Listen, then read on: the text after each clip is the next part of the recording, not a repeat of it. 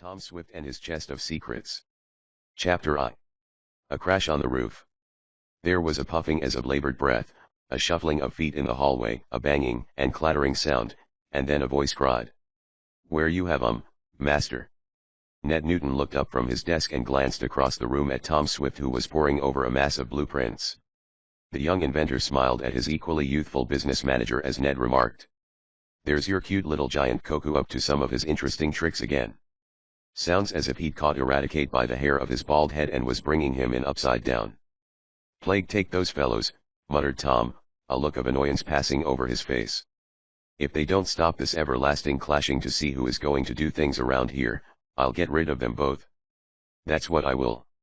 Ned Newton laughed so hard that a pencil he had been using flew out of his hand and fell to the floor, breaking the fine point the young manager had put on in order to work over the financial affairs of the Swift Construction Company.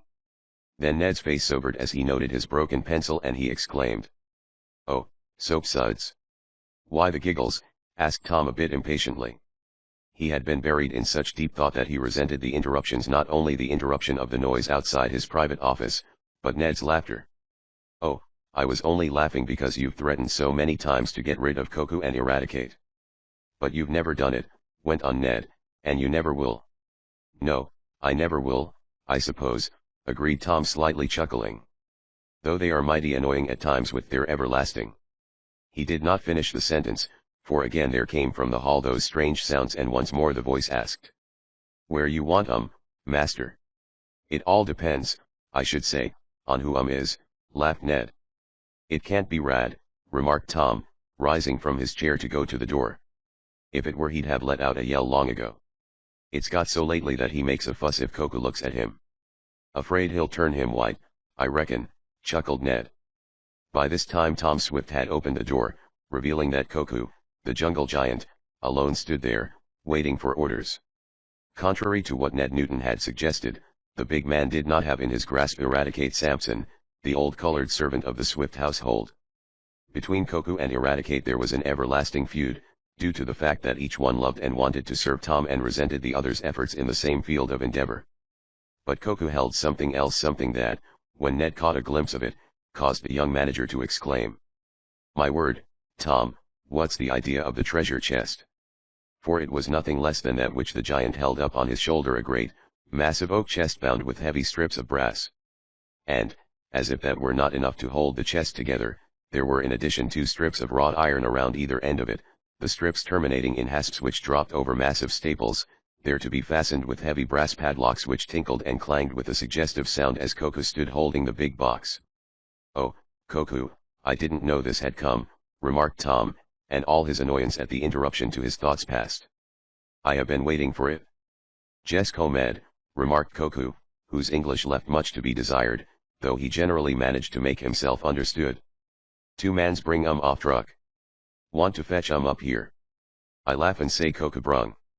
Them mans laugh say no can do. I laugh 2 times and I give mans push and bring here. Here am. "So I see," remarked Tom with gentle sarcasm. "And I suppose in refusing the offers of the truckmen who delivered my chest you knocked them 7 ways or more. Just cast your gaze out of that window, Ned, and see if you can observe 2 huskies with fire in their eyes who will make a demand on the Swift Construction Company for damages caused by personal injuries from this little follower of mine. And as for you, Koku, how many times must I tell you not to go about pushing? You aren't playing football, you know." "Where you want was all Koku answered, still holding the heavy chest as though it were but a pasteboard box. "I put down, then I go bring up mans and show I can do." "You let those men alone," and Tom laughed in spite of himself. "You've got me into trouble enough, as it is. But put the chest down there, and then go and ask my father if he feels well enough to come here." "Boss Swift no come, I carry him," said Koku simply. "None of that, unless he wants you to, Koku," ordered Tom in so sharp a tone that the giant knew he must obey. "All right," he murmured. He put the massive brass-bound chest down in the middle of the room, the keys, which were tied to the padlocks, jingling and clanking as he did so. Then, as the giant left the room, Ned drew his head in from the window and remarked, "There are 2 huskies down there, dusting off their clothes and looking indignant." "Just as I thought," groaned Tom. I'll have another demand on me for monetary damages on account of Koku's confounded zeal in my behalf. Here, Ned, run down with these cigars, like a good chap, and stave off the row, will you? Sure, Tom. The young manager grabbed a handful of cigars from a box someone had sent Tom, but which the young inventor never used, and hurried out. Meanwhile Tom Swift, left to himself, walked over to the great new chest, and, cutting loose the keys, fitted them into the locks, there being two, and threw back the cover. This will hold the most valuable of my secrets until I can get the concrete storage vault made, he remarked. He was still looking at and admiring the chest when Ned came back. In his hand the young man still held the cigars. Wouldn't they take them? Asked Tom quickly. I didn't get a chance to give them the smokes, was the answer. Just as I got down there Koku came out the back door, and you should have seen those fellows make a dash for their truck. They're breaking the speed laws yet, I reckon, and Ned sat down in a chair and laughed heartily. They seem to have had enough of Koku's pushes, Tom. Hang it all, muttered Tom. Well, I'll have to square those fellows next time I see them. Maybe they won't make any trouble. Judging from the way they streaked it down the road, they won't come back here unless they're hauled. But what's the idea of the treasure chest, Tom? Some new invention? No, it's just a plain, strong chest. I had it made to store away my secret inventions, the formulae, plans, blueprints and so on until I can put them properly in a vault that I'm going to construct underground. As Tom spoke he began putting into the chest a number of bundles of documents and drawings. I had the chest made in Mansburg, and I was just wondering when they were going to deliver it when Koku brought it up, he added. Those plans and blueprints must be worth a lot of money, remarked Ned, with an appraising glance at them. Well, yes, you might say that, admitted Tom, though not at all boastfully. The tidal engine alone, when I get it perfected, ought to bring in a pretty penny, that is, if Dad and I decided to sell it. When you perfect it, exclaimed Ned. Why, it works like a charm now. Yes, I know the model does, admitted Tom. But that doesn't say it's commercially practical yet. To judge by some of the offers you got for even a small interest in it, I'd say it was a humdinger, exclaimed Ned. But then your name goes a long way, Tom. Once let it be known that your company has something new on the market, and you're overwhelmed with offers. Take that gyroscope air flyer your father helped work out. Not so loud, Ned, cautioned the young inventor. I'm not ready to let the latest news of that get out yet. As you know, with the new stabilizer, it works on quite a different principle. Right? But there's no one around here now to catch your secrets, Tom. You never know when someone is around, was the cautious observation as the young inventor continued to pack blueprints into the chest. It's best to be on the safe side. We didn't think anyone was listening when you and I discussed plans for the new turbine, and yet we nearly got dished out of that. That's so my error, apologized Ned. Are the plans for that going into the new chest? Yes, and for my new idea that may result in automatically stopping railroad trains and preventing accidents, went on Tom. I have great hopes of that and also of my new mammoth telescope. Telescope, exclaimed Ned. You haven't said anything to me about that, Tom. What's the idea? Well, it's pretty hazy as yet. But I have a notion that we haven't begun to reach the limits of telescope work yet. If by means of present instruments we can bring the moon to within apparently 40,000 miles, why can't we double the size, or at least the power of the telescopes, and make the moon seem only a few hundred miles away? Then, by taking moving pictures and enlarging them, we may be able to settle the disputed point as to whether or not the moon is inhabited. Yes, I've got a lot of work to do on my telescope, and also on the farm tractor. I've got a notion I can improve the tractor, though I guess Ford beat me to it, and holds all the tricks, for he can make them in such vast quantities that he could outsell me and underbid me, even though I could better the machine a little. Yes, I wouldn't advise, as your financial manager, bucking up against the Ford interests, remarked Ned dryly. We're in pretty good shape, have a nice balance in the bank, and all that, but I want to see it stay there. So do I, laughed Tom, as he continued to pack into the chest thousands of dollars worth of valuable patent papers. I'm not going into any wild schemes, Ned. I wouldn't advise it, went on the young manager. Especially in view of what may happen soon, he added. What's going to happen? Asked Tom quickly and a bit apprehensively. Why, I thought I might soon be requested to act as best man at a certain ceremony in which the talented Tom Swift was a party of the second part, and a certain Mary Nestor party of the first part aforesaid in manner following, to wit, that is to say, and all the rest of it. Cut it out, laughed Tom, blushing slightly under his tan. But if I ever do need a best man you'll be it, Ned. Thanks. I hoped as much. Well, when you get all your documents in that chest of secrets it will be worth a pretty penny, Tom. Chest of secrets, laughed Tom. That's a good name for it, Ned. Yes, quite a little fortune, he went on. I had the chest made secure and heavy on purpose so it couldn't easily be carried away. Maybe I had it made a bit too heavy. Let's see if we can shift it out of the middle of the room, Ned. The chest, nearly filled with documents which Tom had taken from his desk and the office safe, was not locked. The two young men attempted to lift it, but it was beyond their strength. We'll have to send for Koku, remarked Tom. Though I expect him back any moment. I sent him to call Dad here. He may have some papers he wants to put in the chest. Hark, exclaimed Ned, raising a hand for silence. Immediately thereafter a great crash sounded on the roof of the building, a thundering, vibrating, and nerve-wracking crash, and above the din a voice cried. Bless my steering wheel. I didn't want to land here. Chapter 2. Big offers. Tom Swift and Ned Newton glanced at each other. In spite of the apparent gravity of the situation the young men could not help smiling. For well they knew that voice, and they could judge what had happened. It's Mr. Damon, exclaimed Ned. And he must have made a forced landing from an aeroplane on the roof above us, added Tom. Lucky for us he didn't come through. Lucky for him, too, I should say.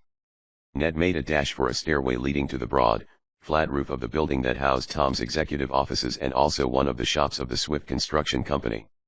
The young inventor followed his financial manager. Others of the plant workmen, machinists, and apprentices were also on their way to the roof. Tom and Ned, going up a private stairway and through a scuttle, were the first to reach the scene. There a curious sight met their eyes. Seated in a small monoplane, a kind invented by Tom Swift himself, was Mr. Wakefield Damon, a friend of the family, a very eccentric but lovable character, forever blessing any and everything that took his fancy. Hello, boys, he greeted Tom and Ned, blinking his eyes at them in a curious fashion. Well, for the love of spark plugs, cried Ned. What happened? Are you hurt? Tom asked more practically, though a quick glance assured him that the plane was whole, though one landing wheel was slightly out of true, and that the solitary passenger was still in the small cockpit. Bless my porous plaster, Tom, I don't know whether I'm hurt or not, answered Mr. Damon. I came down so suddenly. I was aiming to land in your regular flying field, but something went wrong with the controls. It's a new plane, I haven't had it long and I find myself here. Mighty lucky you are to find yourself, I'll say, murmured Ned, as a crowd of Tom's men gathered about the plane on the roof. This smash, remarked Tom, as he and Ned were helping the odd man from his aeroplane, reminds me of the first time I ever saw you, Mr. Damon. You were riding a motorcycle. And it tried to climb a tree with me. Bless my rubber boots, well do I remember that. It was owing to Mr. Damon's disgust over the accident to his motorcycle that Tom had been able to secure it for a small sum. As related in the first volume of the series, Tom Swift and his motorcycle, the young inventor was started on his sensational career by the possession of this battered machine, which he repaired and got in running order. On it he had some exciting rides. Tom was in his early manhood.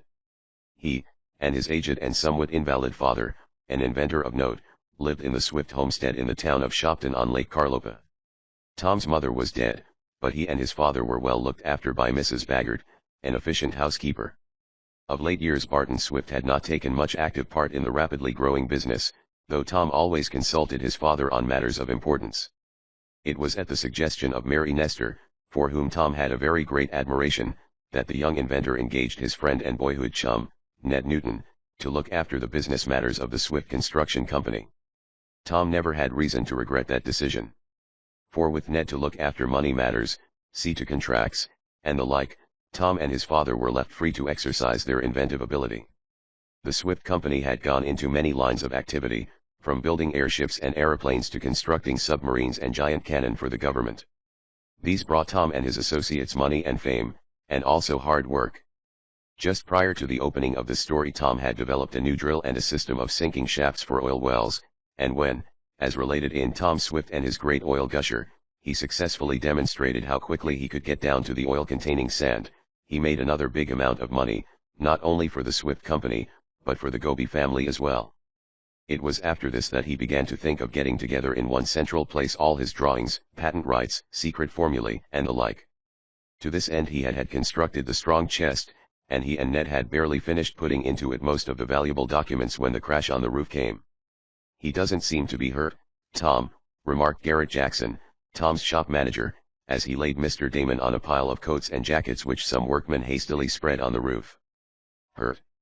Bless my doctor's bill, I'm not hurt at all," exclaimed the odd man. "I'm shaken up, but I'm more worried about the plane than about myself. Is it all right, Tom? I tried to avoid the chimney, but I'm afraid one will graze it." "Yes, that's what happened," replied the young inventor, as soon as he had made sure his friend was not hurt and had had time to inspect the craft. "You damaged it a little. But I can easily put on another wheel. I have some spare ones for that model." "Have you, Tom? That's fine. Put one on and I'll fly off your roof. You may charge me storage if I stay here too long," and Mr. Damon laughed in a way which showed, better than anything else, that he had suffered no ill effects from the sudden ending of his flight. "Are you going to trust yourself again to that plane?" asked Mr. Jackson. "Of course I'm going to fly again," cried the odd man. "A little bump like this doesn't disturb me. I've been in worse smash UPS, haven't I, Tom?" "Offhand, I should say you had," was the smiling answer. "Besides, I want to learn how to run this jigger," cried Mr. Damon, sitting up on the pile of workmen's garments while the men gathered smilingly about him, for they all knew him. "What did I do wrong, Tom? Or is the steering gear out of order?" "It seems to be all right," answered the young inventor, who had been looking at the mechanism. "Tell me just what happened." "Well, as I say, I was coming over to see you. Or, if I didn't say that before, I tell you now. I have a big offer for you, Tom Swift, a most important offer. I'll get to that in a moment. But I was coming over in this plane, which I bought only yesterday, and I decided to fly across your shop and land in the meadow. But, just as I got here, I felt the machine dip suddenly. First I thought I had struck an air pocket, but I didn't have time really to decide what it was before I came down with a crash. Luckily I was able to straighten her out a little before I struck, so I made a slanting landing. Otherwise I might have gone through the roof." "And right down on our heads," exclaimed Ned. "Mighty glad you didn't." "So am I," said Mr. Damon. "But what's wrong, Tom? I want to know so that the same thing won't happen again." "I guess you forgot that you were in a monoplane instead of a biplane, Mr. Damon," he answered. "You banked too much on the turn." "That's it, Tom. I remember now. I was making the curve to head straight for the meadow, and it was then a sort of side slip came." "Yes," remarked the young inventor, "you spilled too much air from beneath your wingtips. You see, in a biplane, with two surfaces, the air is held in a sort of pocket and you can afford to make a sharper bank on the turn. But in monoplanes you must be more careful." "I will, after this," promised Mr. Damon, as he arose and walked about, albeit a bit gingerly as though making sure he had no broken bones or strained tendons. "Here, Koku," called Tom to his giant helper. "Hold up this plane while some of the men take off the damaged wheel." "Sure, master, Koku," was the reply. "Go on," cried another voice. "It don't need no big fat giant to lift a lil machine like dat." "I'll do it for you, Massa Tom." An old colored man with a fringe of white hair around his black pate pushed through the crowd of workmen toward the giant who was already preparing to tilt the plane so the wheel could be removed. "You go or Koku push you," warned the giant with a threatening look at Eradicate Sampson. "Huh. You go on," was the contemptuous response, and there might have been a battle then and there had not Tom interposed. "Rad," he said, "you let Koku attend to lifting the plane. It's a bit heavy in spite of its small size. You go down to the storeroom and bring up the extra wheel." "Ha, you ain't so smart as you thinks you is," taunted the colored man as he departed on his errand, satisfied now that he could help his young master. "They'll soon have the machine in shape for you, Mr. Damon, if you insist on trusting yourself to it again," said Tom, as he gave instructions to his men. "And while you are waiting, Came on down and talk to Dad. He's always glad to see you. All right, Tom, I'll do that. At the same time I can attend to the matter that brought me over here. Bless my Liberty bonds, Tom, but it's very important. Big business, you know. Ned and Dad and I are always ready to talk business, remarked Tom, as he led the way to his office in which stood the new chest of secrets. Mr. Swift was there, looking over some papers. At the sight of the chest Mr. Damon exclaimed. Packing up to move, Tom? No, just taking precautions so I won't lose any of my secrets, replied the young inventor. There are so many of these plans and patents now that Dad and I thought we ought to have them in one place, where we could easily get at them in a hurry if need be. That's right, chimed in Mr. Swift. You know I'm not as young as I once was, Damon. I can't expect to live much longer, and I want everything in shape for Tom when I go. Nonsense. Bless my life insurance policy, laughed Mr. Damon, you'll be here for many years, Mr. Swift. And lest you may be losing interest in life, listen to this offer that I bring you. Tom, you remember Mr. Blythe? He asked, turning to the young inventor. Surely. The man who got so excited when he found what my oil well drill had done. The same, yes. Well, he called on me yesterday. He introduced some capitalists, big men they are, too, moneyed interests of New York and all that. Mr. Blythe introduced them to me, and the upshot of it was, Tom Swift, that they authorized me to make you a big offer for certain rights in your tidal engine and mill machinery patents. Now look here, Tom, there are millions in it for you, millions.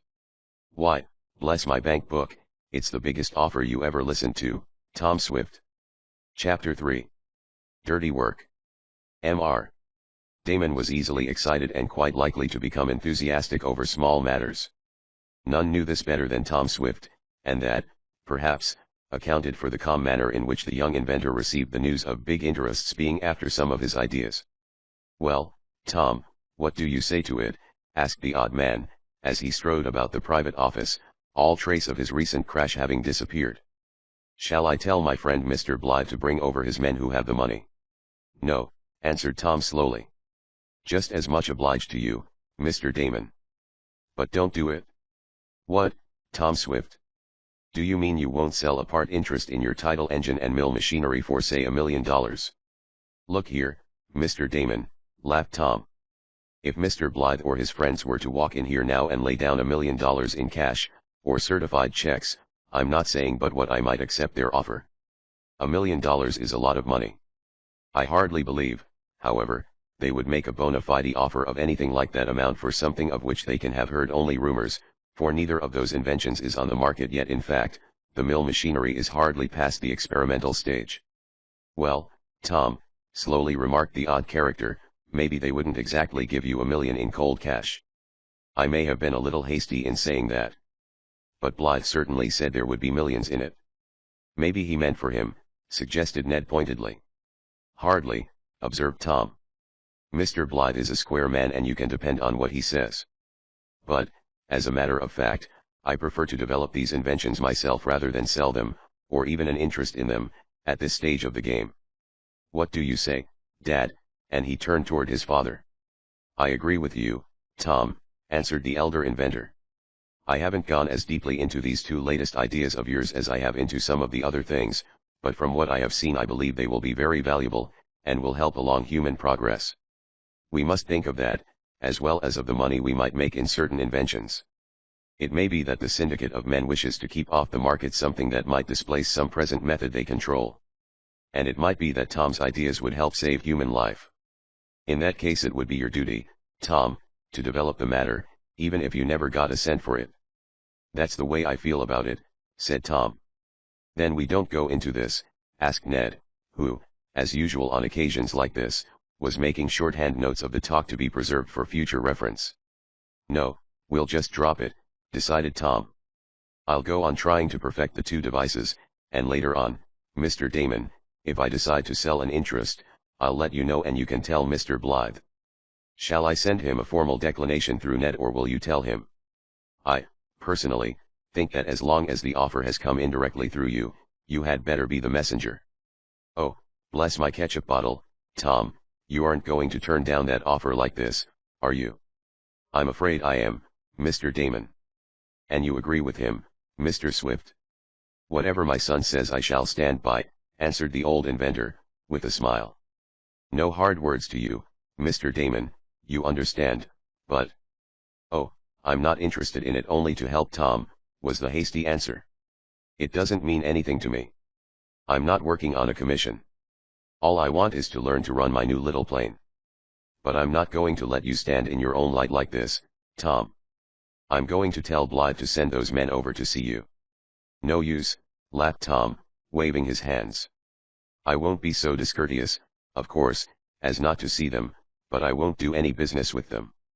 Oh, maybe you will, suggested Mr. Damon hopefully. You don't know yet any details of their offer, you know. At that moment another noise was heard outside the room. I tell master, boomed out the voice of Koku, the giant. Go away, big man, cried Eradicate. Didn't he send me FO to will and ain't the will on now? I'm gwine tell him dat the plane am ready to run off in the roof. No.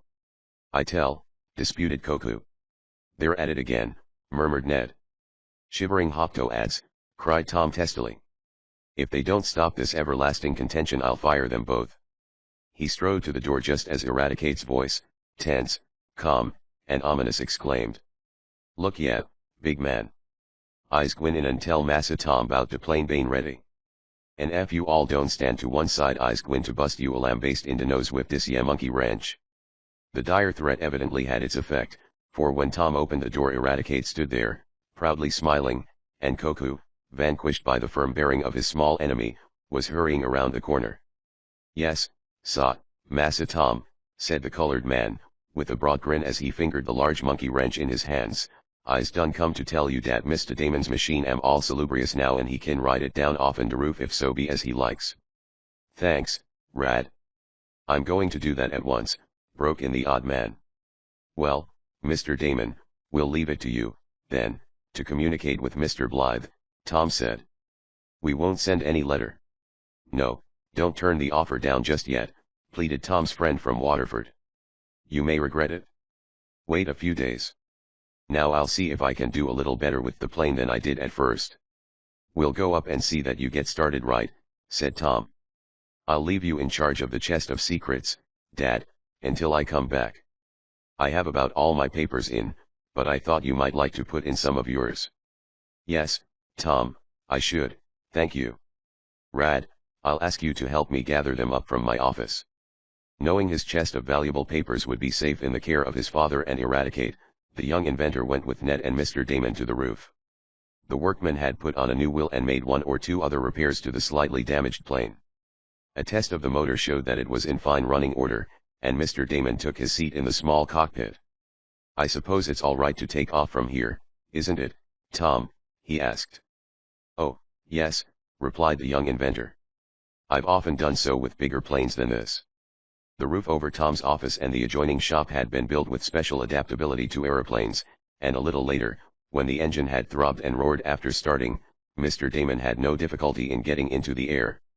The little plane gathered speed, sped across the roof, and, reaching the edge, dipped down a moment and then sprang into the air like a veritable bird, which it resembled more than it did anything else. Mr. Damon was observed to lean over the edge of the cockpit, wave his hand and shout something down to those on the roof. Did you hear what he said? Asked Tom of his business manager. No, but it probably was that he'll send Blythe over to see you, chuckled Ned. He needn't, it will be of no use. I'm going to work on the tidal engine and the mill machinery for my own purposes, declared the young inventor. Those on the roof watched for a time the soaring little plane, becoming smaller as it receded from view. He seems to know how to run it all right, observed Ned, as he and Tom prepared to return to the office. Oh, yes, he just made that one mistake, answered Tom. He's pretty careful as a rule.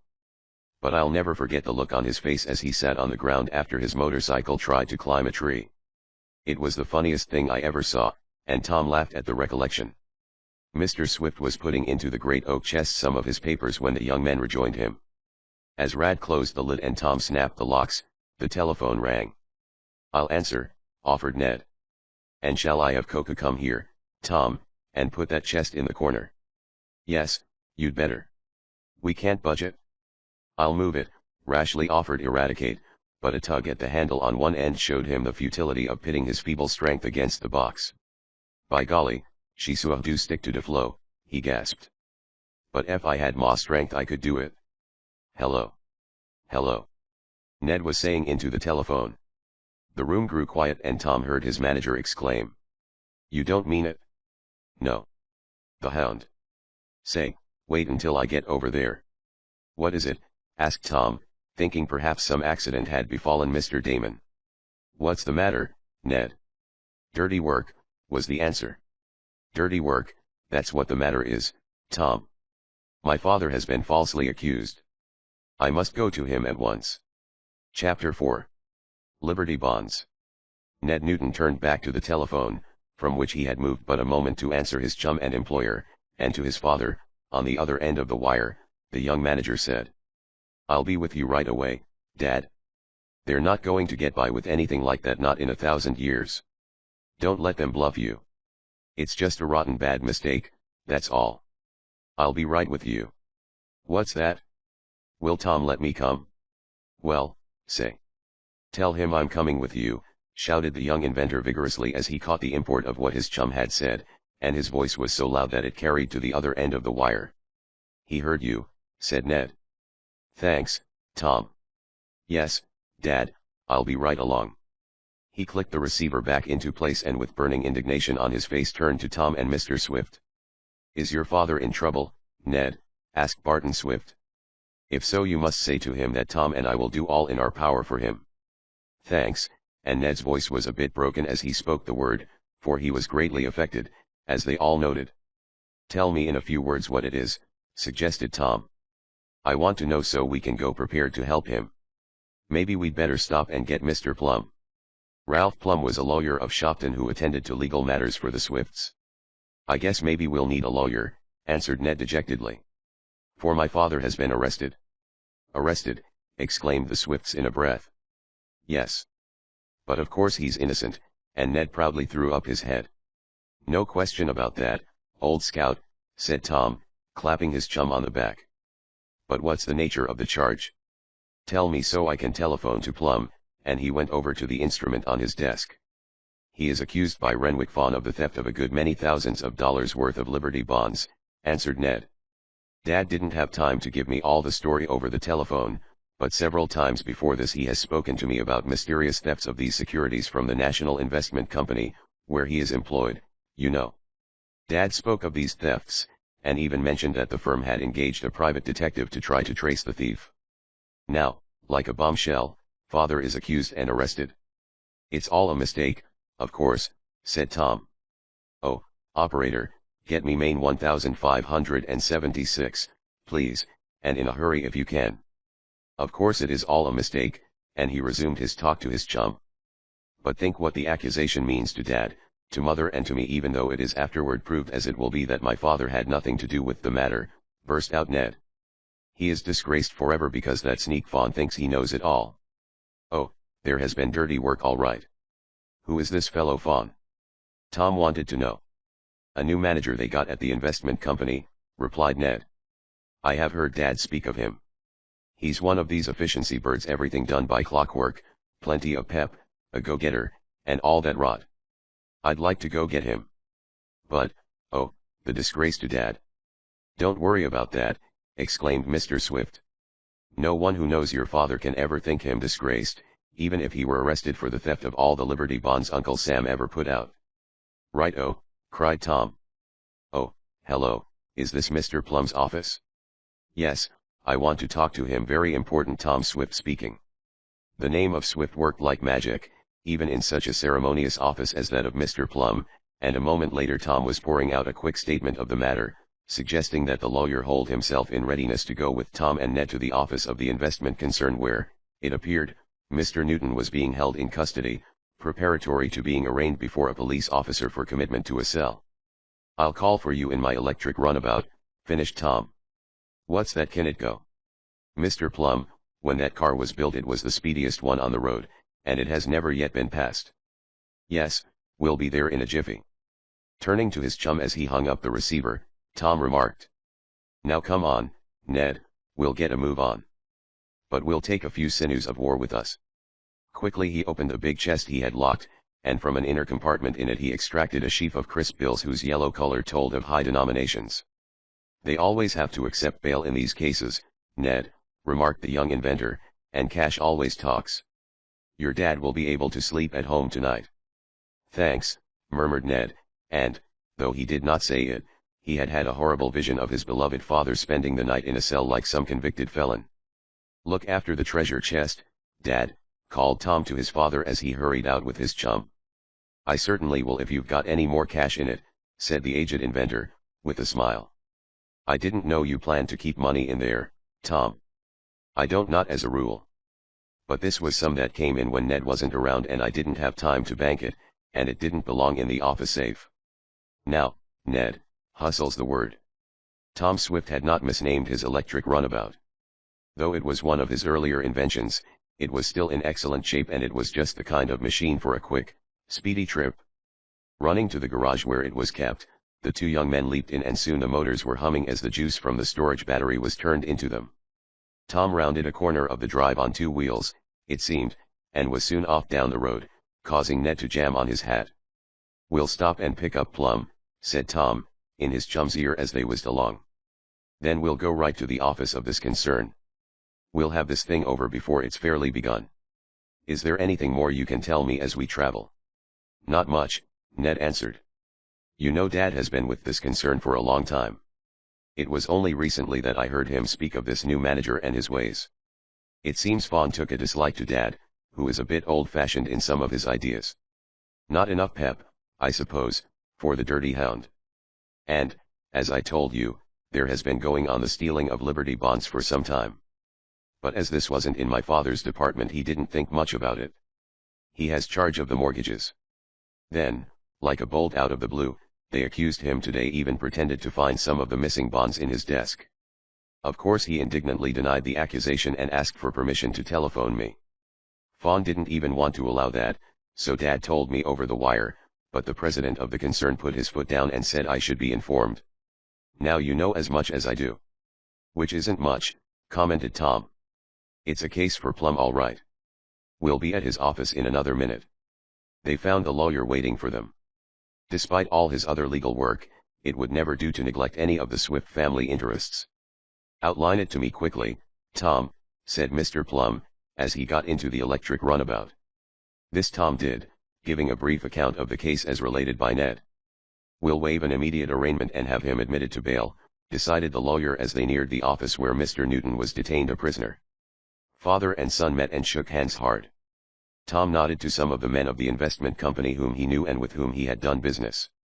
He noted one self-important individual walking up and down.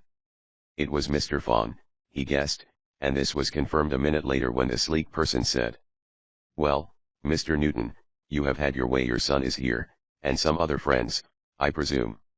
Now I demand that this man be locked up on the charge I make against him," he went on.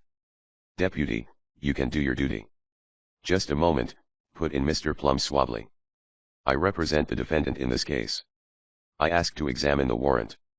"You can't see it," snapped out Mr. Fawn. "Oh, yes, he can," said the deputy sheriff who had served it. "That is always the privilege of the defendant's lawyer."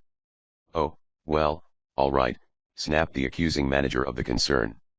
Mr. Plum glanced over the document, which was brief, and, in effect, charged Mr. Newton with embezzling, converting to his own use, stealing, taking and carrying away certain valuable property of the National Investment Company, to wit Liberty bonds to the value of $30,000.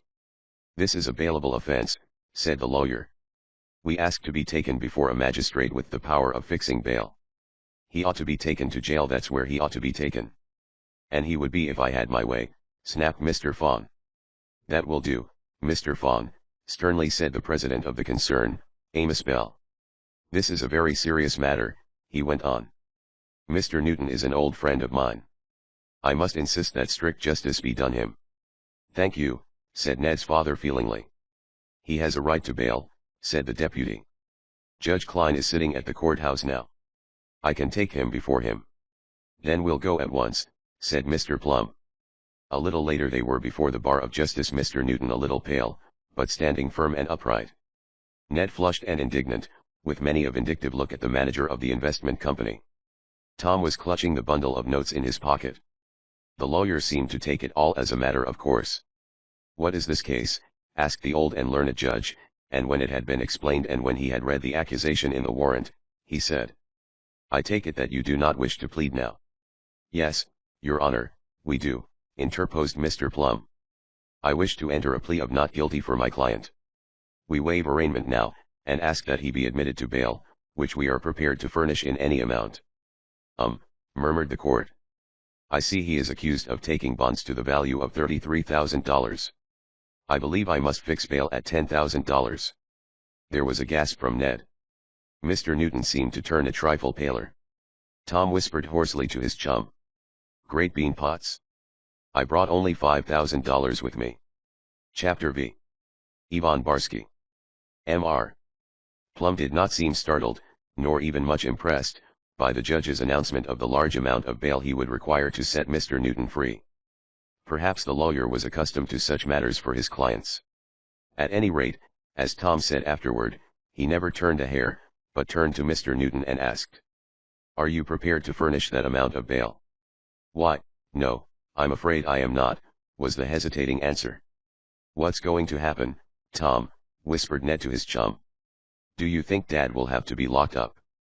"No, I think there must be some way out," replied Tom. "Great Hopto ads. I never thought we'd need more than $5,000.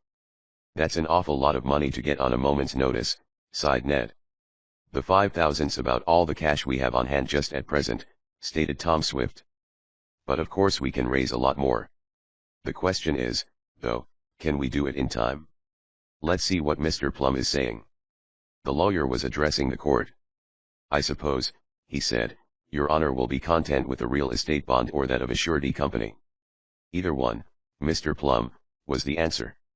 Turning to Tom, the lawyer asked, "Are you prepared to go security for Mr. Newton in this amount?" "Yes, or twice the amount, if necessary," Tom answered. "But I have only $5,000 in cash here with me."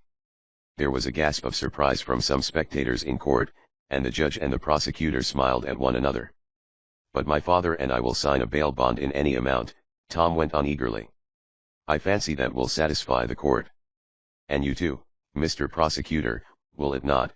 asked the lawyer, nodding to the county prosecutor, to whose lot it would fall to try the case against Mr. Newton, if it went to trial. "If the Swift firm signs a bond I'll be satisfied," said Mr. Nixon, the prosecutor. "What about us?" burst out Mr. Fawn. "Don't we have something to say in this matter? I don't want that man to go free. He stole a lot of our Liberty bonds." "Order! Order!" called the court constables, and the judge banged with his gavel. "You have nothing to say in this matter," said the judge to Mr. Fawn. "The amount of bail has been fixed sufficiently high, and if a bond is furnished this defendant will go free until his trial, no matter what you think about it." Abashed, the manager of the investment company slunk back in his seat and Mr. Plum conferred for a few moments in whispers with the judge and the prosecutor. The upshot of it was that Tom hurried off in the electric runabout and brought his father to the courthouse.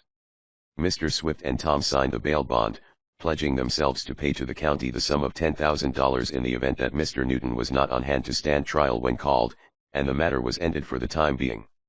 "May I go now?" asked Ned's father, who was in a very nervous state over it all.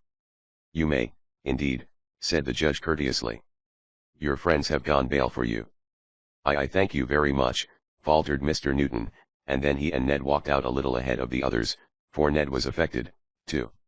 However, they soon recovered their spirits, and when they were in the runabout, which was larger than the name implies, Mr. Newton with a sad smile, turned to Tom and asked, "How does it seem to associate with criminals?" "I don't know," laughed the young inventor. "I haven't been with any yet." "Thanks," replied Ned's father. "I suppose I needn't assure you, my friends, that I am innocent of this charge," he added. "You don't need to say a word," cried Tom. "But what is it all about, Dad?" asked Ned. "What's the game, anyhow, and why have they picked you for the goat?" "I don't know," was the sober answer. "I can't tell. I wish I could. All I know is that the Liberty bonds have been stolen at least, so Fawn says, and the fellow accuses me." "I wouldn't be surprised if he had stolen them himself," burst out Ned. "Be careful, "Son," warned his father in a low voice. "Don't get rash." "But what will the next move be in this matter?" he asked the lawyer. "Oh, your case won't come up for trial for several months," was the answer. "Not until fall, anyhow. In the meanwhile, if you wish, I will look into it for you and prepare a defense." "I was going to ask you to, Mr. Plum," put in Tom. At the same time he gave the lawyer a glance which told that astute legal man that Mr. Newton was to be at no expense in the affair. As a matter of fact, Mr. Plum was under a yearly retainer to look after all the Swift interests. "Then perhaps, Mr. Newton, you had better come to my office and talk the matter over," suggested Mr. Plum. So he and the late prisoner were deposited in town, and Tom, his father, and Ned went back to the shop.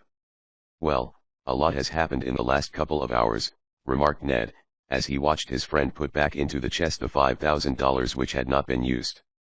"I should say so," agreed Tom. "I think we might as well knock off work for the day, Ned. I shan't need you any longer, and I guess you'll be glad to get home and comfort your mother." "I will. I telephoned her from the courthouse that Dad would not have to sleep in a cell. But she'll want to hear all the particulars. I'll be on hand in the morning. Take your time, old man. There's nothing special on. And on your way out please send Koku here and I'll get him to ship this chest." Ned looked at the substantially bound box and smiled faintly. "Some chest, I'll say," he observed. "And when you get all your patent papers and blueprints and other drawings in it, Tom, it will be a regular chest of secrets. So you observed before, Ned. And let me add, the chest of secrets will be a mighty valuable one." Ned went off and a few minutes later Koku came in, grinning broadly to think that he was needed to help his master. With ease he moved the heavy chest and its valuable contents to a small room opening out of the main office where Tom worked. "Nobody but Koku move big box like that," exclaimed the giant a bit proudly when the transfer had been made. "Better not let Rad hear you say that," chuckled Tom. "Pooh. Rad? Blow head over stairs," grunted the giant. That evening Tom and his father discussed the accusation against Mr. Newton, though as they had heard few particulars there was little that could be said except that unbounded faith in him was expressed. Tom was in his office early the next morning, much earlier than usual, in fact, for he wanted to work on a new idea in regard to his plan for stopping trains automatically so that collisions or other accidents would be avoided. It was Tom's hope that this invention could eventually be applied to his powerful electric locomotive, about which details have been given in another volume. Tom was soon deep in a mass and maze of figures, computing the power needed to stop such an immense force as was represented by his big electric machine. He was considering a wireless attachment to bring automatically into play the stopping force when Eradicate shuffled into the room. The colored man was chuckling. "Well, what is it now, Rad?" asked Tom, not altogether pleased at being interrupted. "Ha! Ha! Dat Koku giant, he sleepin' yet," chuckled Rad. "Is that all you come in to tell me, that Koku is sleeping yet?" exclaimed Tom, a bit wrathfully. "He so asleep," went on Rad. "I get ahead ob him. I's de early worm dat tickles de birds dis mornin'."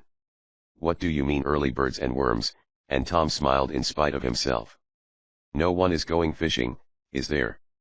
"I don't know if he's gwine fishin' or not, Massa Tom, but he's outside waitin' to come in." "Who is?" the young inventor inquired. "Man what wants to see you." "Good night, Rad. Why didn't you say it was a visitor instead of gassing away about Koku sleeping and worms and birds and all that? Though I suppose you're so proud of having gotten ahead of that giant of mine you can't help feeling good." "Das right, Massa Tom," chuckled Eradicate Sampson. "I done fooled dat giant dish yamanin. But he is de letter he done give me FOU, and the colored man extended a card. Tom accepted the card and holding it to the light read inscribed the name. Ivan Barsky," murmured the young inventor, casting his memory back over many names representing many men to see if this one fitted in anywhere. "I don't seem to recall him," he said. "He done told me dat he's a stranger to you all," confided Rad. "But he says it's mighty important business." "Perhaps it is to him," chuckled Tom, who was accustomed to having many strangers call on him for help or to ask him to lend his talents toward perfecting some crazy invention. "Well, Rad, show him in."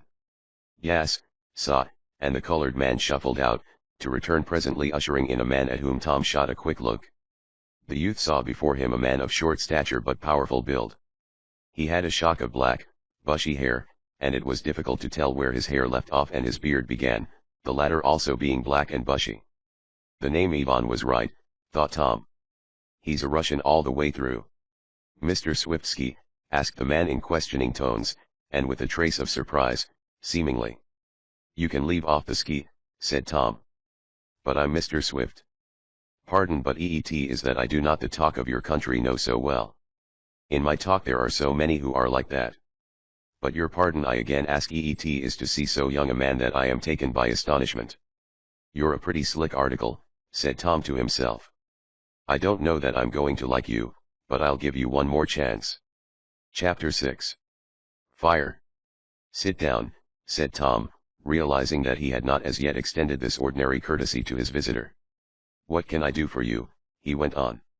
You are the one I want to see, yes, inquired Ivan Barsky, in laborious English, halting for many of his words. Well, I'm Tom Swift, was the answer. I have documents to Tom Swift, went on the man. But I had what you say expected to see an older personage. Oh, I guess I'm old enough, replied Tom, with a smile. But my father is older. However, he has retired from the active business of the concern, so I reckon you'll have to deal with me. It is of a pleasure to do so, I assure you, and the man smiled, showing his white teeth amid the blackness of his beard. Please to read these. He extended to Tom a sheaf of letters and documents, which appeared to be epistles of introduction. Some were written in what Tom recognized as Russian and bore imposing stamps. These last, with a smile, the inventor passed back to Mr. Barsky, saying, These don't mean anything to me. They vouch for me in my country Russia, was the reply. They are from what shall I call him, the Central Committee. I don't know much about Russian affairs, said Tom. But I'll see what these letters in English have to say. But before I go on, what is it you want of me? If it is to help you finance an invention, I tell you now I will take on nothing new. If it is to work on some machine you have started, that, too, is out of the question. So it may save your time, and mine, also, if I tell you this. Thank you, I have nothing of these, said the visitor. It is that I wish to work for you. I am an expert what you call mechatronic, and he put several unneeded syllables in the word. Also I make those what you call models. Oh, a pattern maker, exclaimed Tom. I understand. Well, excuse me and I'll look over your credentials. He found several letters from well-known firms in the United States, saying that Ivan Barsky had worked for them and had been most satisfactory. He was spoken of as a good mechanic and model maker. One letter rather raised Tom's suspicions, for at the conclusion it stated, We do not vouch for the morals of Ivan Barsky, though, as far as we have observed, he has a quiet, orderly disposition. I reckon that was written by some secretary who feared he was dealing with a Bolshevist, thought Tom. Well, we may have some of that ilk in the shop, but as long as they mind their own business I can't say anything. It's a part of their religion, I guess, and I don't believe Bolshevism will ever get a hold here.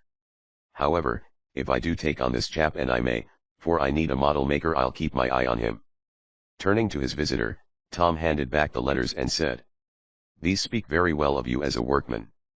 The man may have caught Tom's hidden meaning, for he burst out with, That is all, I am offering you my talents as a worker. For the rest, it is my own affair. Exactly, agreed Tom. Well, I'm inclined to give you a trial, for we need some extra help just now. Wait, I'll see if my father is up yet.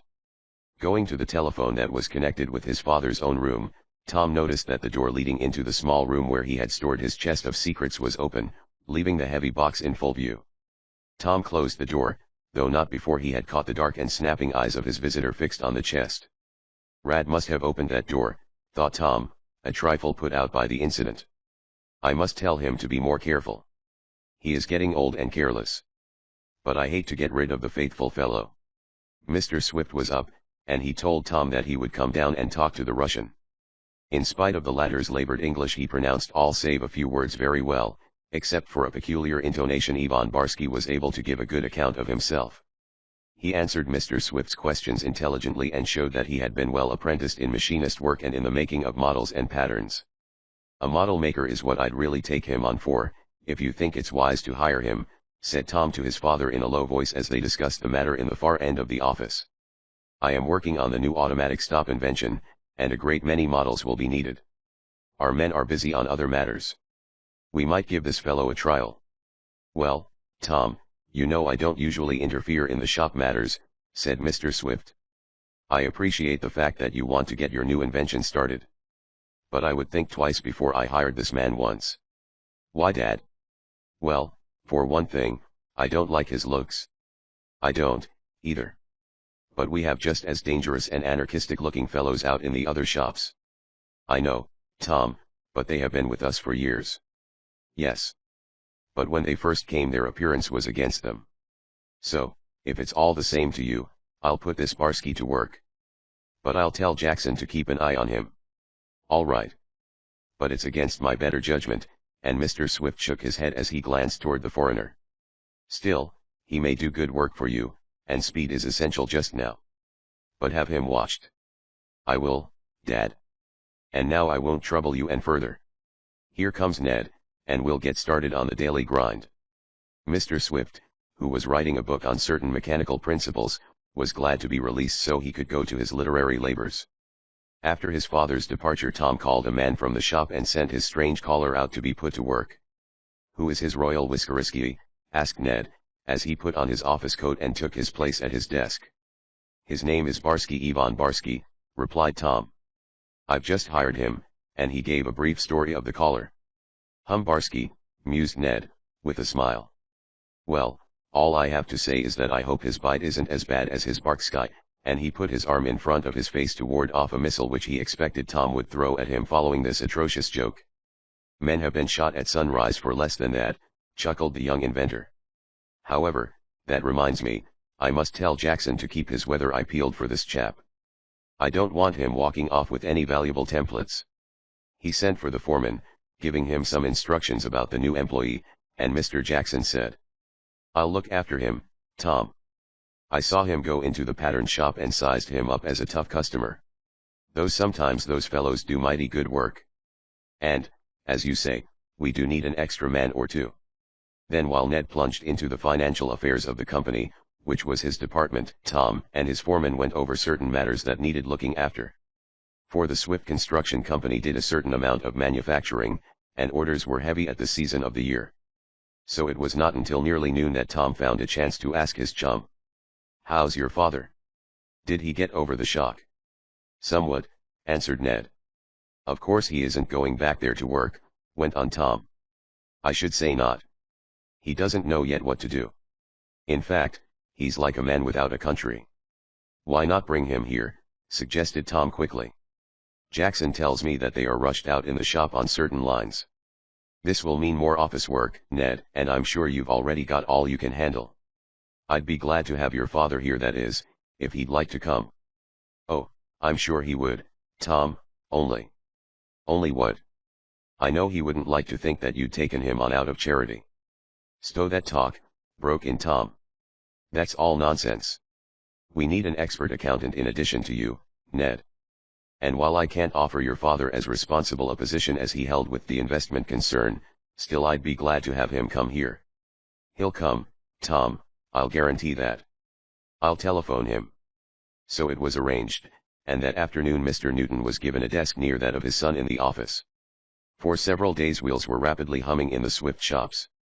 As Tom had said, orders were coming in with a rush, and this, together with work on new inventions, kept the whole place busy. How's your Bolshevist coming on, Tom? Asked Ned one day. Oh, Barsky. Why, he seems to be doing very well, so Jackson tells me, was the answer. He minds his own business and he's a regular wizard at pattern making. He hasn't had a chance to show what sort of a machinist he is, but I reckon he'll do. In fact, Jackson says, in spite of his rather terrorizing appearance, that the man is a find. Glad of it, replied the young manager. It's always a sort of satisfaction to find you've misjudged a man on the right side. Now in regard to this order from the Simplex Supply Company, if we ship them 100 gross of those dashers, that ought to keep them supplied for a month, and we can then use the machinery to turn out those candy wrapping machines for the Koku Company. All right, Ned, I'll leave that to you. I've got troubles of my own here. Hello, that can't be the noon whistle, can it? Cried Tom, as a blast smote the air. He looked up at the clock on the wall, noting it was barely 11, and then Ned, after a glance from the window, cried. "It's the fire alarm, Tom. There's a blaze in the pattern shop." A moment later several voices took up the shouts of "Fire! Fire! Fire!" Chapter 7. A hurried exit. While a fire is always a dangerous and alarming matter in a big shop or a factory, that contingency has been thought of and plans made to meet the emergency. It was this way in the shops of the Swift Construction Company. They had organized a firefighting force, and in each shop there was a reel of hose in addition to several chemical extinguishers, the result of Tom's own inventive genius. Besides this, a series of whistle alarms had been worked out, a certain number of blasts on the big steam siren giving the location of the blaze. And it was the booming out of this whistle that now sent out the alarm. "Come on, Ned!" Tom cried. Mr. Newton, dropping his books, ran with the young men. "It's in the pattern shop, all right," cried Tom as he sped along.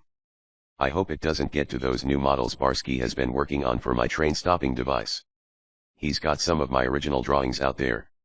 Everyone connected with the Swift Enterprises knew the menace of fire, and when that whistle blew every man and boy dropped what he was doing and rushed to the location of the blaze. Eradicate was driving an old horse hitched to a cultivator in the garden, and when he heard the whistle the old colored man slapped the reins down on his animal's back and shouted, "Gee Lang! Get a move on. We's got to help put out Dadfia." But it was impossible to get up any speed with the cultivator, the pointed teeth of which bit deep into the earth as the old horse started forward under the urge of voice and flapping reins. Seeing that he was likely to be held there in the garden, Rad hastily unhitched the horse, leaped on its back, and then, with the traces flapping and jingling, rode to the scene of the blaze. Koku, when he was not using his great strength to advantage at the works, employed himself about the Swift house and grounds. He happened to be watering the lawn just when the fire whistle blew. "Ho!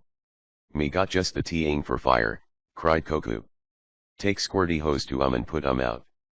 Off he started on a run, but was soon brought to a standstill when he reached the limits of the hose which was screwed fast to a faucet. But a little thing like this did not bother the giant. "You know, come I make you come," he cried. Exerting but a little of his terrible strength, Koku gave one yank on the hose. It parted. Then, with one end dangling in his big hands while the other end, from which the water was still spurting, was attached to the faucet, the giant ran to the fire with the useless bit of rubber. It happened that Eradicate and Koku reached the pattern shop at the same time, the giant with his hose and the colored man on his horse. "I put out fire," yelled the giant. "See. I bring hose." And then for the first time he seemed to realize that in pulling the hose apart he had cut himself off from the supply of water. A queer, blank look came over his face. "Hose he come with me, water no come," murmured the giant. "Golly. F dat ain't jest like the big booby," chuckled Eradicate. "That's about all the sense he's got." It was Eradicate's triumph, for Koku was completely flabbergasted by pulling the hose in twain and did not have a word to say. However, this was only a side issue. Before Tom's two jealous servants had arrived, some men in the pattern shop had already unreeled the fire hose there and a stream was playing on the blaze, while others came up, some with a portable chemical extinguisher on wheels, a powerful firefighting engine, and a little stream from this served to end all danger. Tom directed the work of his men, and had the satisfaction of seeing the danger rapidly pass. The blaze was in a pile of wood and other refuse in the pattern shop, and little real damage was done. "Well, we came out of that rather better than I expected," remarked Tom, as he stood with Ned and Mr. Newton surveying the still smoking interior of the pattern shop. "I should say so," agreed the manager, for well he knew that it needed but a small blaze to destroy many valuable patterns. "What is it, Tom?" asked Mr. Swift, as he came up as fast as he could, having heard the alarm of fire. "All over, nothing worth worrying about," Tom answered. $50 will cover our loss, and we've got insurance on everything." Mr. Swift looked in, to make sure just what had happened, and asked a few questions, to one of which a man replied. "Yes, the fire started near where that new fellow was working." "You mean that Russian, Barsky?" asked Mr. Swift sharply. "I think that's his name," the man replied. "We call him Whiskers in the shop." "There, Tom, I told you not to hire that man," said the young inventor's father in a low voice. "But he had nothing to do with the fire, Dad," explained Tom. "He wasn't even near when it happened. I inquired about that." The thing happened because a plumber's blowtorch which one of the men was using to burn off some stuff overturned when a pulley broke and fell on it. Nobody's fault at all. It was just one of those accidents you can never foresee. No one knew the pulley was split. The man using the blowtorch had taken all precautions, but he couldn't count on a pulley falling on it from above. And Barsky wasn't even there. Well, I don't like him just the same, said Mr. Swift. I guess it's all over, remarked Ned to his chum when it was seen that the last, smoldering spark was out. Yes, agreed Tom. I must get back to my desk. I want to finish those computations by noon if I can, for I have to go to Mansburg this afternoon. I'd better check up on this fire, observed Ned. There'll have to be a report made of it to the insurance company, small as the damage was, and we're entitled to a claim. I'll leave it to you, returned Tom. You'd better splice that hose, Koku, he said, with a smile. And look out for your horse, Rad. He might kick at some of the men. He's a cross old beast. He won't listen I tells him to. And they ain't but one poosin I'd like to have him plant his hoofs on, snorted the colored man. I think I can guess who that is, remarked Ned, with a chuckle. The men from the other shops dispersed to their several places, the fire hose was reeled back into place, and Rad urged his horse back to the garden cultivator. Koku, still staring in puzzled fashion at the half-length of broken hose in his hand, wandered back to his post, murmuring. Hose, he come along be me water, he no come. How can do? Clearly it was a problem too deep for his brain. Tom hurriedly entered his private office, his mind intent on many things but chiefly concerned with the knotty problem in applying sufficient force to a train to stop it and at the same time, doing no damage to the passengers or to the tracks or the train. It's got to be done with a recoil system, either of springs or hydraulic pistons, said the young inventor. As he entered the room Tom was surprised to see the form of Ivan Barsky, the new Russian pattern maker, making a hurried exit from it by the rear. For a moment the young man was too surprised to quite take in the significance of the matter. As he slowly realized that strict orders had been posted to the effect that none of the men from the shop was to enter the private offices unbidden, Tom called. What were you doing in here? Sharp suspicion entered his mind. Who was this foreigner and what was his game? Chapter 8. A secret listener. Tom Swift, in a crisis, was not one to think first and act afterward. Usually he did his acting first, and this was one of those instances. Like a flash of fire it ran through his mind that now was the best time to ascertain what object the foreigner could have in breaking the regulations and entering Tom's private office. With the end in view of settling the matter then and there, Tom dashed across the room and out of the rear door by which Barsky had left. The young inventor had a glimpse of the Russian hastening along just ahead of him. He was making good time, too. But Tom Swift, too, was a sprinter. In spite of all the machines for locomotion that Tom had invented, he could still run. He caught up to Ivan Barsky and seized that individual by the arm. Hey! Wait a minute, cried Tom, not very dramatically, perhaps, but effectively. What EETISS? The man seemed to hiss the words in his peculiar way. There was a frightened look on his face and, also, one of innocence, real or assumed. You wish to see me, Mr. Swift? Asked Barsky. It might be the other way around, announced Tom grimly as he faced the man. It rather looks as if you wanted to see me going into my office when I wasn't there. Don't you know that's against the rules? Pardon, I did not know EET. Well, it is. I'm telling you now. No one from the works allowed in the private office without permission. Now, why did you go there especially when I was out fighting the fire, which was in your department? Fire? Yes, I hear the whistle, but I see that so soon the fire he is out so I cannot think that it to a great deal amounts. I hope none of my new patterns were burned. He seemed genuinely anxious on this score. Luckily the fire was only in some rubbish, explained Tom. But that has nothing to do with the fact that you were in my office in my absence. What did you go there for? And the voice of the young inventor was stern. Oh, my presence must explanation. Yes, of courseness. I go there to get him. He held up to Tom a complicated slide rule, often used in making intricate computations that, otherwise, would entail much work at figures. I need these for that train stop pattern I am making for you, Mr. Swift, the man explained. Yes, I thought you would need that rule, and I intended sending it out to you, Tom said. But you should not have gone to my office to take it while I was absent. Pardon. I did not know you were not at home. Also, did I not know of the prohibition against entering the office when you were not in? I saw the rule. I need him very much to make the pattern of finished appearance. So I take the rule and hurry back to my bench. You hurried, all right, I'll say that, murmured Tom grimly. Yes, I am of a hurry kind. Most of us Russians are. Now that I have of explanation made, it is permit that I take these, and he again held up the rule. Oh, yes, I suppose so, conceded Tom slowly. He could not say anything else, it seemed. There was such an air of innocence about the man that to break it down, if it were pretended, required better evidence than Tom at this moment possessed.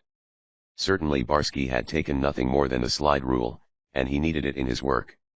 Tom felt that the man should have had it before, for it was the most essential tool. How then, could he find fault with the foreigner for taking what, obviously, was within his right? Of course he had broken a rule, but this might be overlooked. So Tom had to say it was all right and let the matter go at that. Only don't go into my office again without permission, concluded the young inventor. Naturally not, since you have told me, said Barsky.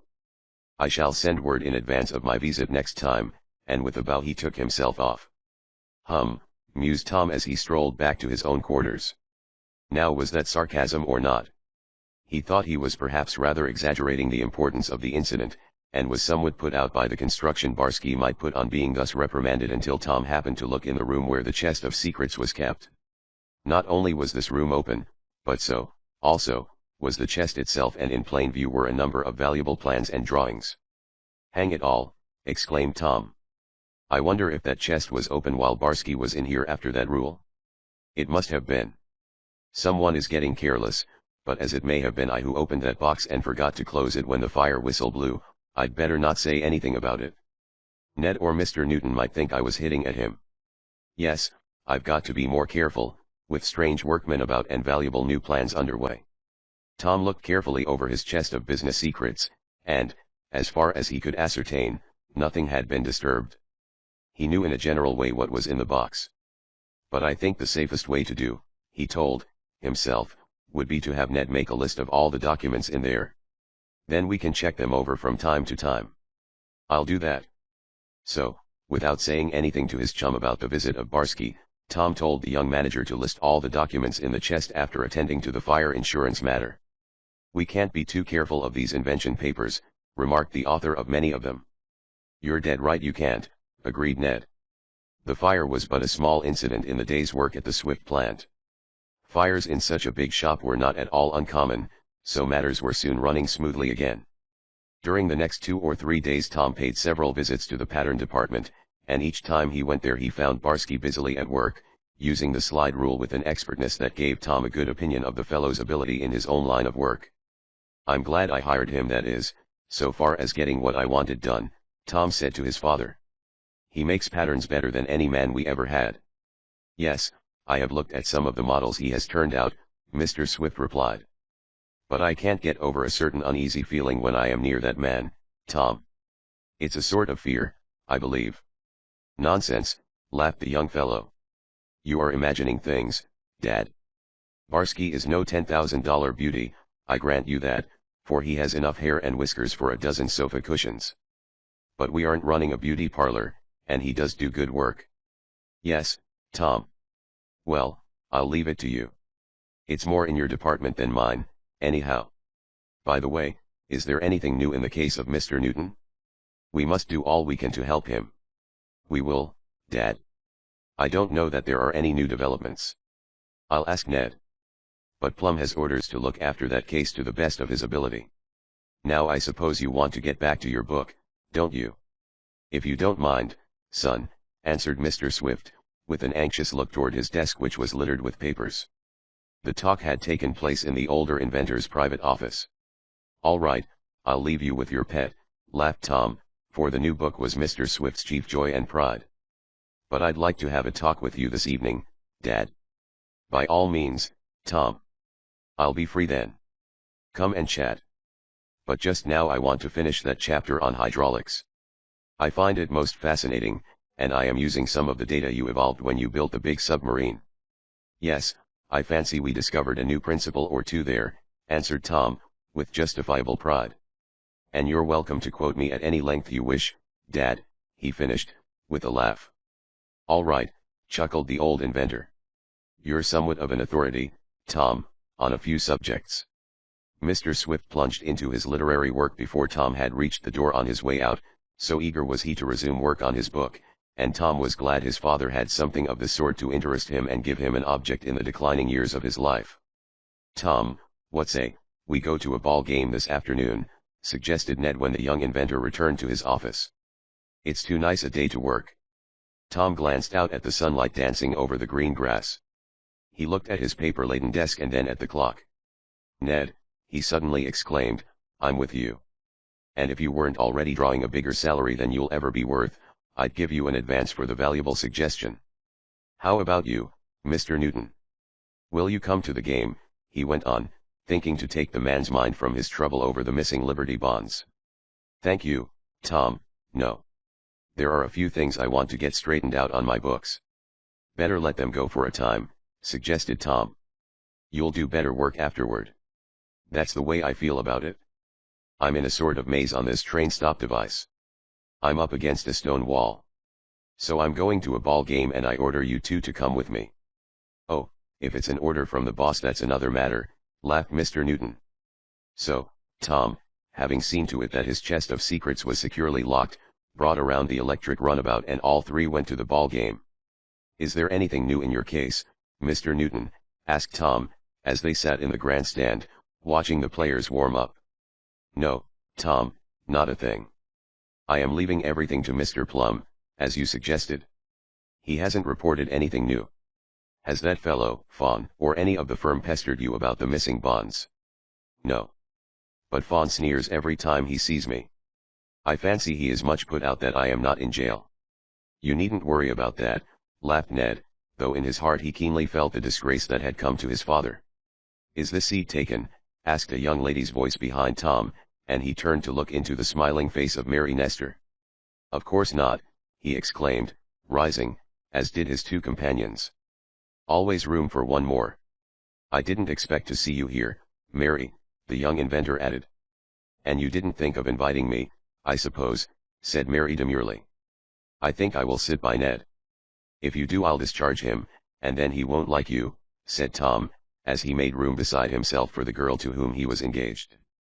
I'm awfully glad you're here. We came in such a hurry on the inspiration of a spontaneous suggestion by Ned that I never thought to phone over and see if you wanted to come. Oh, all right, I'll forgive you, the girl laughed. But there was a quick exchange of looks between Mary and Ned. In fact, Mary had suggested privately to Ned that he bring Tom to the game, as she intended to meet him there. Often it was necessary to use a ruse to get Tom away from his absorbing work of inventing things. However, here he was, and soon he was enjoying the game with his friends. It was not much in the way of a ball contest, but it served to pass away the afternoon and change the current of all their thoughts. That evening after supper, Tom and his father drew their chairs together in the living room for one of their old-time chats. Mr. Swift was in a pleasant mood, for he had done some work on his book that afternoon which gratified him very much and about which he was enthusiastic. Tom, how are things going? He asked his son. Very nicely, indeed, was the answer. Of course, I am not making as much progress as I'd like to on that train stop device, but it will come. And when it does, I think it will be worth good money to us. Yes, that, and some of the other inventions we have underway, will be worth $60,000, I think, when they are completed. Well, that estimate may be a bit high, returned Tom slowly. No, protested his father. I put it low. I think they'll run over $60,000.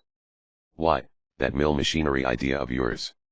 Hark, exclaimed Tom softly, holding up a hand to caution silence. What is it? Asked his father. I heard some sort of a noise outside on the porch. Tom arose to go toward one of the windows, the shades of which were drawn down. But before he reached the casement Eradicate came hurrying into the room, very much excited. What's the matter, Rad? Asked Tom quickly. Somebody on the piazza listenin' at the window, exclaimed the colored man. I just been to see dat the hen house was locked up, and I done seen somebody on piazza. I runs up, but he runs away and I didn't catch him. But day was somebody listening. Chapter 9. Mary's Message. Once again Tom Swift had occasion to act quickly, as he had when he discovered Barsky in his private office. Without waiting to question Eradicate, the young inventor made a dash for the door. A moment later he was outside, looking for a sign or trace of the mysterious intruder. But the night was dark, there was no moon, and Tom, coming from a lighted room, was at a greater disadvantage than otherwise would have been the case. It was not until several seconds had passed that the young man could make out objects in the gloom, and none of these objects was the unknown person he sought. Still Tom was not going to give up so easily. He shouted to Koku, and when the giant joined him and when Eradicate had come shuffling out, the three began a hurried search around the house for the secret listener. "Well, I guess he got away," sighed Tom. He was greatly disappointed when it was evident that no one was to be caught. "He sure has," agreed Eradicate. "What sort of man was it?" asked Tom. "I suppose it was a man, Rad, and not a woman." "Oh, yes, Massa Tom. It sure was a man alright.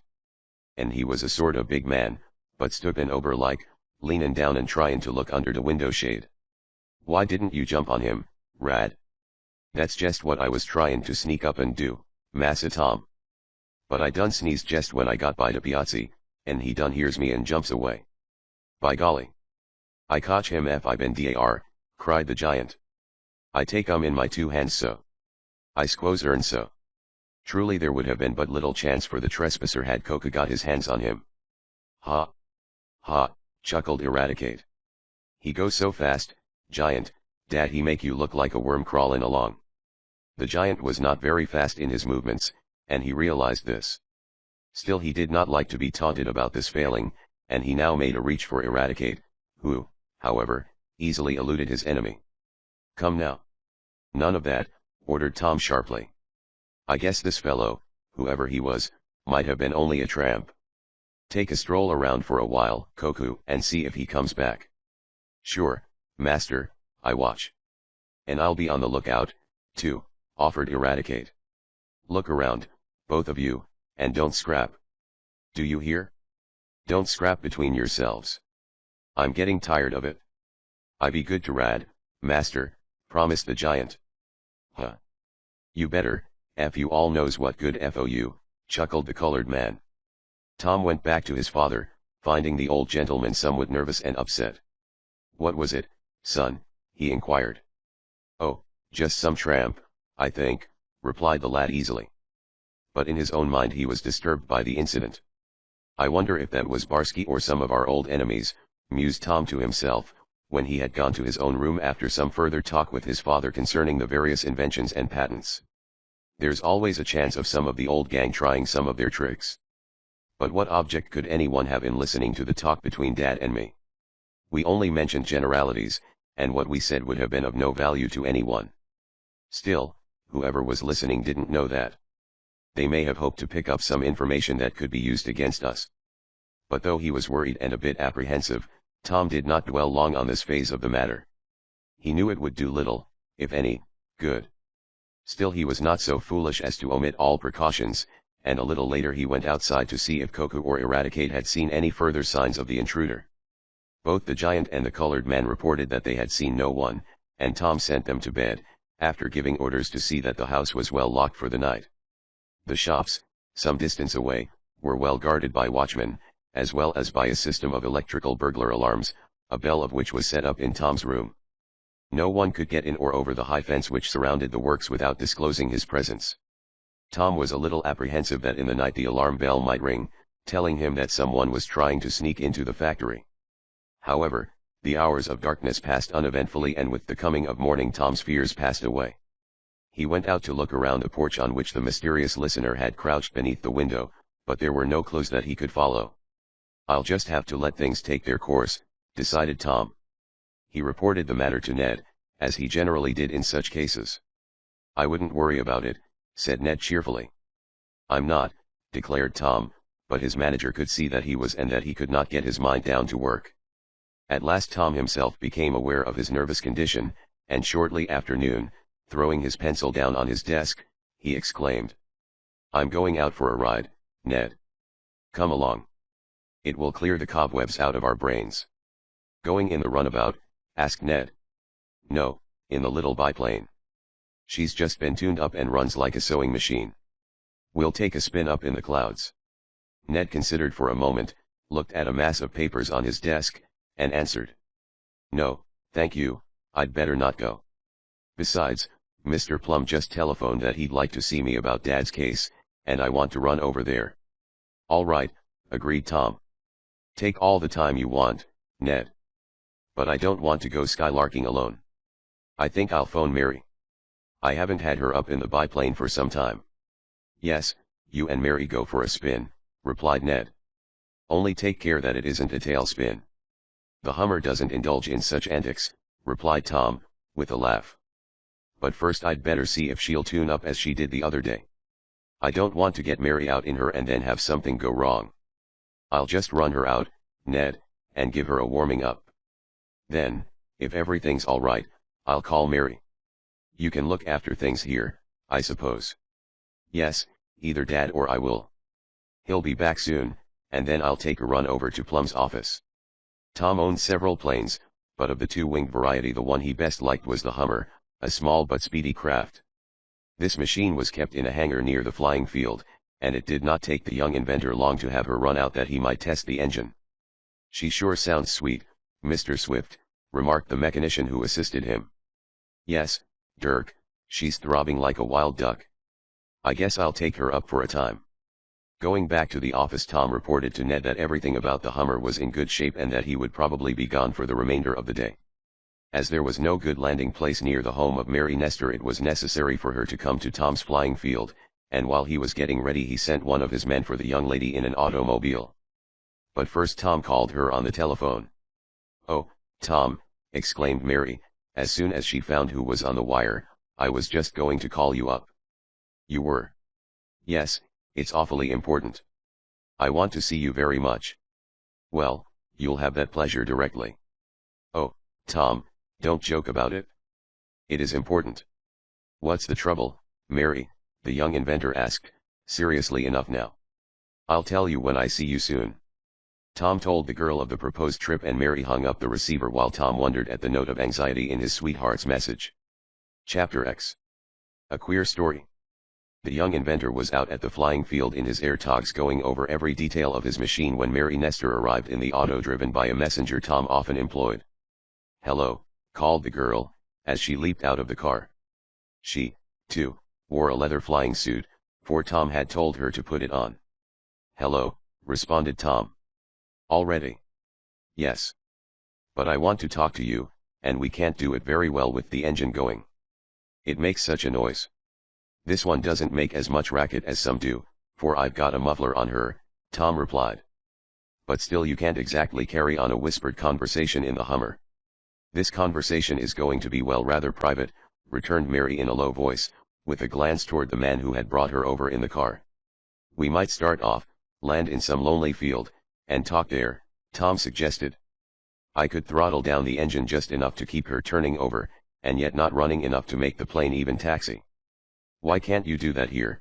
Asked Mary. I want to tell you what I have to say, Tom, at once, as you might want to act on it. Well, I can have him turn the propellers and get her started, answered the youth, with a glance at his helper. Then, with the engine idling, you can tell me the story while he goes back in the auto. Do that, suggested the girl. I want to get it off my mind. Accordingly, while Tom vainly wondered what his sweetheart could have to say to him of such importance, he took his place in the forward cockpit, in charge of the control levers, while the man stationed himself at the propellers. The Hummer was comparatively easy to start. After the engine had been turned over once or twice, with the accompanying coughs and sighs, it started with a thundering roar that made the ground throb. Tom let it run until it was well warmed up. Then, knowing it would keep going at low speed without moving the plane, he throttled the gas down, adjusted the spark, and signed for his helper to leave. Now, Mary, I'm ready to hear your story, he said as he walked with his friend a short distance away from the Hummer. It's a queer story, said the girl. And as soon as I heard it I started to call you on the phone. I was just going to take down the receiver when you called me. When did you hear this, whatever it is? Asked Tom, who was becoming more and more mystified by Mary's evident concern. Just this morning, she answered. I was over in Mansburg doing some early shopping with Kate Borden. Shopping always makes me terribly hungry, as it does Kate, so about noon we went into a small restaurant for lunch. And I suppose you had mislaid your money and couldn't pay, and you had to blush and ask the manager to trust you, and now you want to go there in the plane and settle your debts. Is that it? Asked Tom, with a laugh. No, and if you make any more fun of me I shan't tell you a thing. So there, Tom Swift, and Mary pouted bewitchingly. Mercy. I'll be good, he promised. His sense of humor was rudely shaken a moment later as Mary went on. While Kate and I were eating our lunch, 3 men were eating at the next table, eating and talking. We didn't purposely listen, that is, not until after I heard one of them mention the Swift Construction Company. But then, as you can imagine, Tom, I was all ears. I shamelessly listened after that, and though I didn't hear all that was said I caught enough to know that they were talking about something like a tidal engine. Is there any such thing, Tom? Is there, Mary? I should say there is. It's one of my latest and best inventions. I believe I can harness the ocean with it, at least, a part of the tide. But go on, what did they say about the tidal engine? One of the men seemed angry that you hadn't sold it to them. He spoke of Mr. Damon and said it was too bad, or words to that effect, that Mr. Damon's negotiations had fallen through. Go on, urged Tom, as Mary hesitated a moment. This is interesting, and it may be vitally important. Go on. Then they spoke something about mill machinery, resumed the girl. I couldn't get that very plainly, I don't know much about mechanics, but they spoke of a turbine grinder. Is that right? That's right, exclaimed Tom. But it will be all wrong if they get onto any of my plans in that respect. I'm mighty glad you listened to this talk, Mary. Who were the men? I mean, what did they look like? I'll describe them to you as well as I can. I had never seen any of them before, as far as I know. The whole trend of the conversation was to the effect that they had tried unsuccessfully, through Mr. Damon, to get you or your father to sell them some or all of the rights in these inventions. Is that the case? Yes. Mr. Damon came to me some time ago, the day he landed on the roof in his little plane, and wanted me to consider negotiations. But I sent word by him to these fellows, who were represented by Mr. Blythe, not to bother, for I wasn't in the market. I didn't hear Mr. Blythe's name mentioned, said Mary, knitting her forehead into a series of wrinkles as she tried to recall all the details of the affair. But there was someone whose name began with B. Let me see, I wrote it down.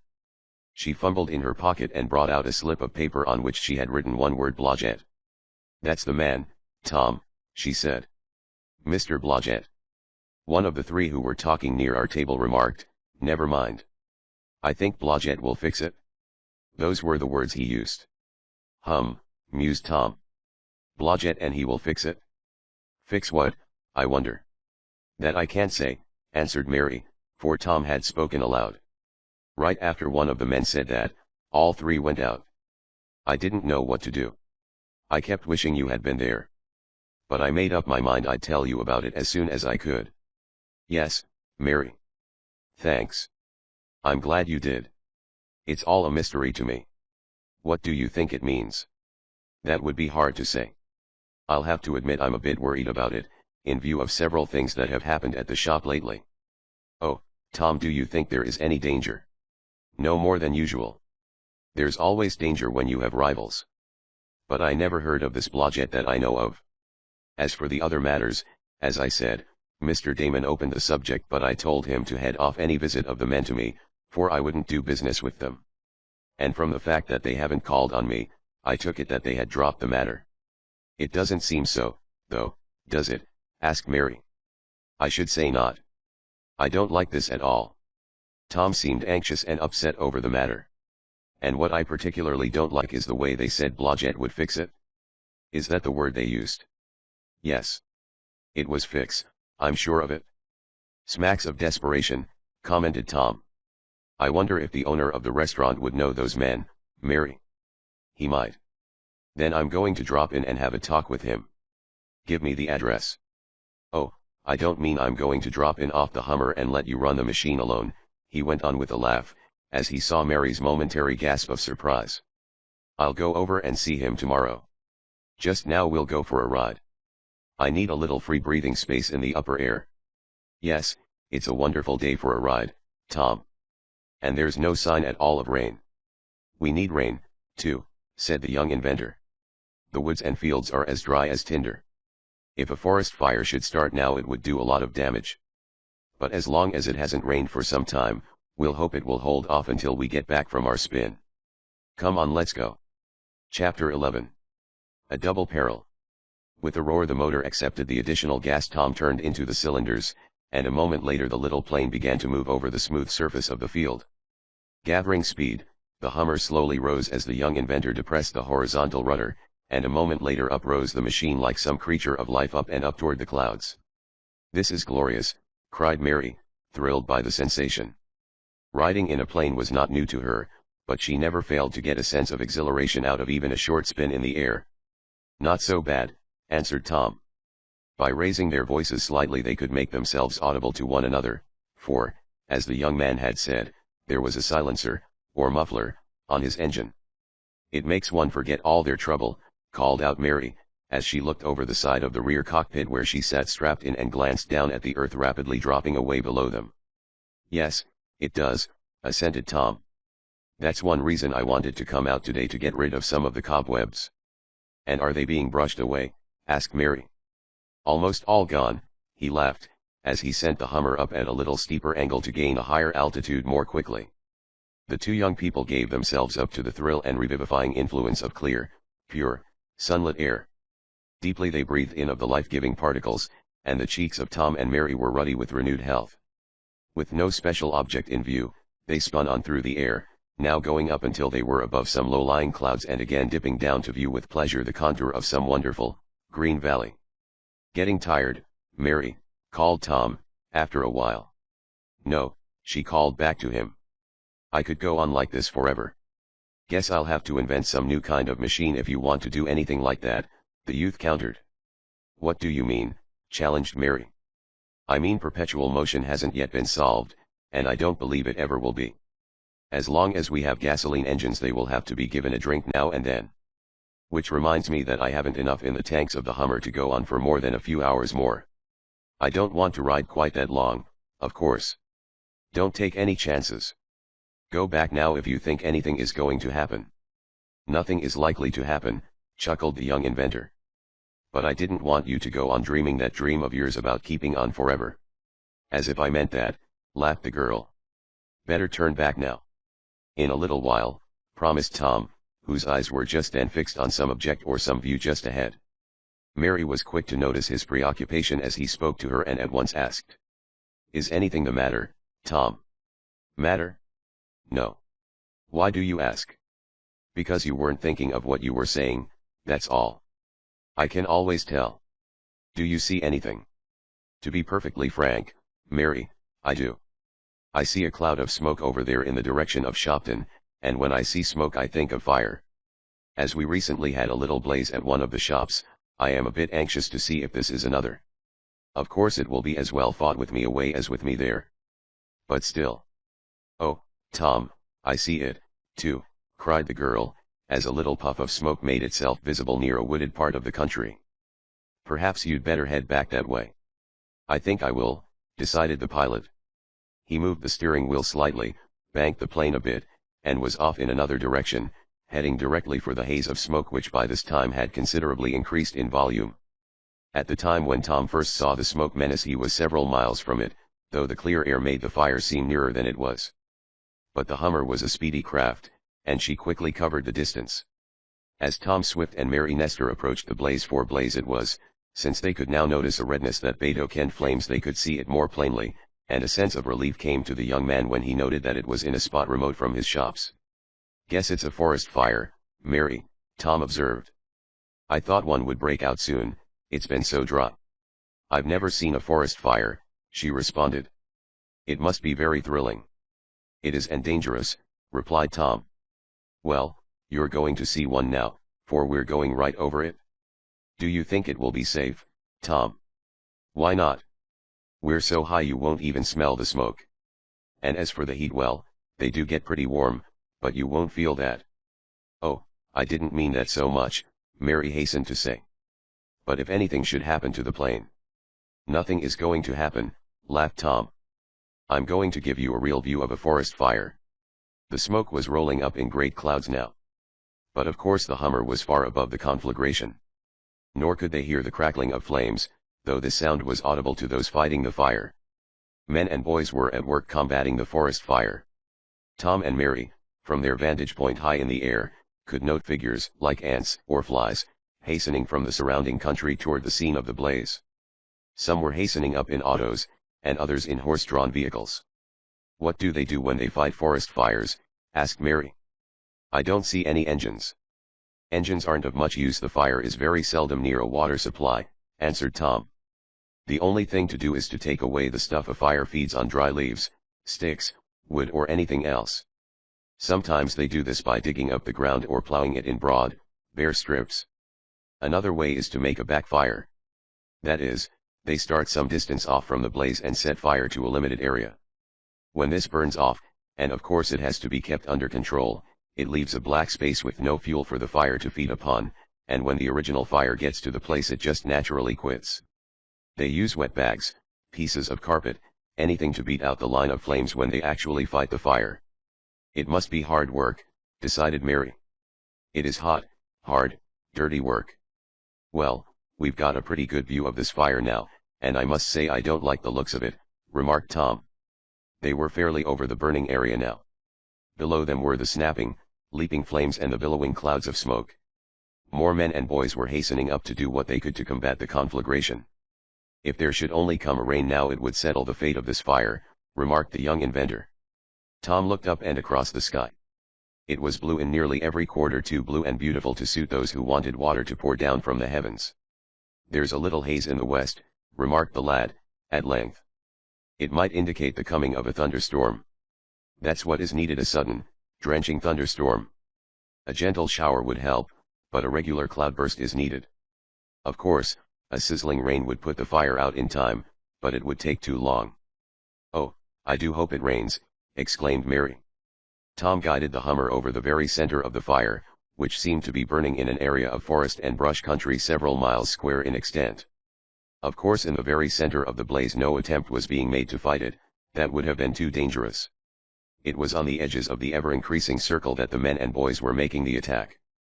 Dropping down a bit, so Mary could see better, Tom pointed out where scores of the firefighters were trying to beat the flames to earth with long-handled wet bundles of rags, which from time to time they dipped in brooks and ponds.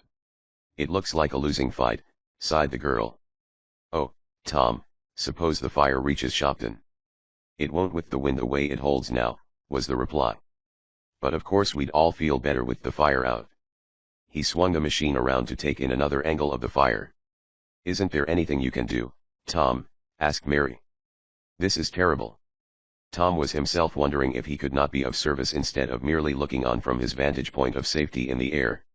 He had invented an aerial firefighting machine, but this, with its chemical bombs, had been disposed of, and there was none on hand at Shopton. "I might drop some army bombs down and try to blow up a big, bare area which would bring the fire to a stop," said Tom. "But it would take some time to get ready for that, and they may have it out in a few hours. No, I'm afraid I can't do anything just now. But we had better." Tom was about to say he had better start back with Mary when, with a suddenness that was startling, the motor of his plane went dead and the machine began to drop toward the heart of the forest fire. "Oh, Tom," cried Mary. "Don't go down so close. It's dangerous." Chapter 12. A Ring of Fire. Knowing little of the actual working of aeroplanes, Mary did not realize what the stopping of the engine meant. She thought Tom had simply shut it off, as he often did, so the noise would not interfere with their hearing of what was going on below. "Go on back up, Tom," cried the girl. "I don't want to go so close." "I'm afraid there's no help for it," stated Tom grimly. What do you mean?" "I mean the motor's stopped. Something has gone wrong with it. We're making a forced landing. Goodness knows what the outcome will be." But Tom said the last to himself as he saw the forest fire seemingly rushing nearer and nearer. It looked as if he would crash down in the midst of the burning trees. If there was only an open place to land it wouldn't be so bad, desperately thought Tom. I might be able to make it. But to crash down into a lot of trees and bushes, and with those trees and bushes on fire. Still he kept up a brave front for Mary's sake. It was more on her account that Tom was worrying than on his own. He felt that he could take a chance and jump at the last minute, though he carried no parachutes on this plane. But for Mary to leap was out of the question. "Oh, Tom," she cried, "what is going to happen?" For a moment the young inventor did not reply. Then a desperate idea came into his mind. It was a big chance, but the only one, and it must be taken. Not far away was Lake Carlopa, a large sheet of water on which Tom had tried out many of his marine ideas. If he could reach that he might yet save himself and Mary, and, perchance, even the plane. For though the Hummer was not equipped with pontoons for alighting on water, yet the plunge into that element would be less damaging to her than a crash to the ground. "And there'll be a chance for us, too," thought Tom. "She'll keep afloat on her wings for a few seconds if she doesn't go into a nosedive. Yes, I'll head for the lake." Desperately he tried to picture to himself the ground surrounding the lake. He was trying to decide whether there was a field big enough in which to bring the Hummer to a regular gliding landing. If there was, nothing more would happen than always happened when an aeroplane landing is made.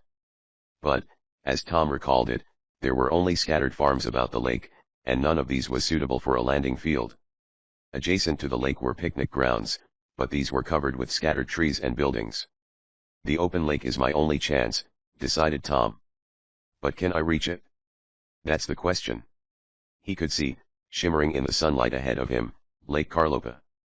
But he also became aware that his machine was steadily going down. He tried to figure out whether he could gain enough horizontal distance in proportion to his vertical drop to make the lake.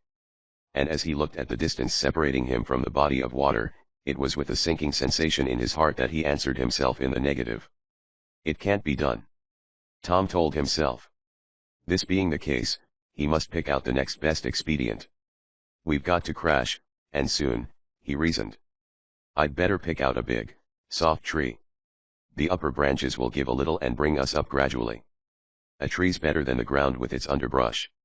After her first spasm of terror, Mary had become calm, and was sitting tensely in her seat waiting for Tom to bring her out of the danger. It was not the first time she and the young inventor had been in desperate plights, and always before this Tom had come out ahead of the game in taking chances with death. Of course there could be one last time, but Mary was not thinking of that. It looked as desperate as this on Earthquake Island, she told herself. Yet we got off, thanks to Tom. All this while the Hummer had been gliding down on a long slant.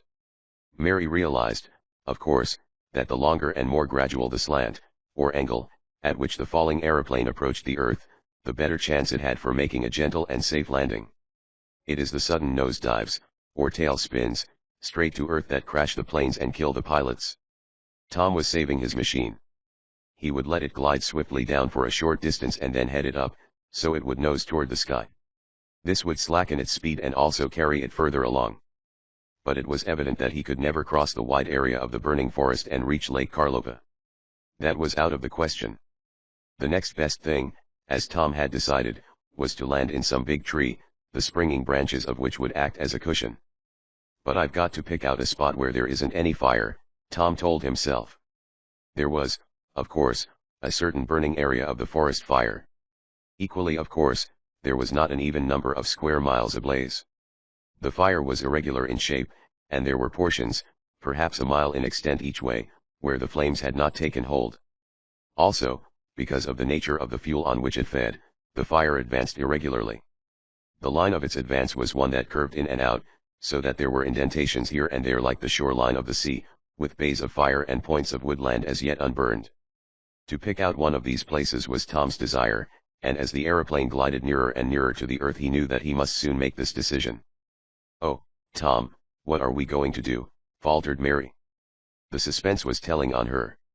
She could not quite fathom Tom's object. "We're going to land in that big pine tree," he suddenly exclaimed.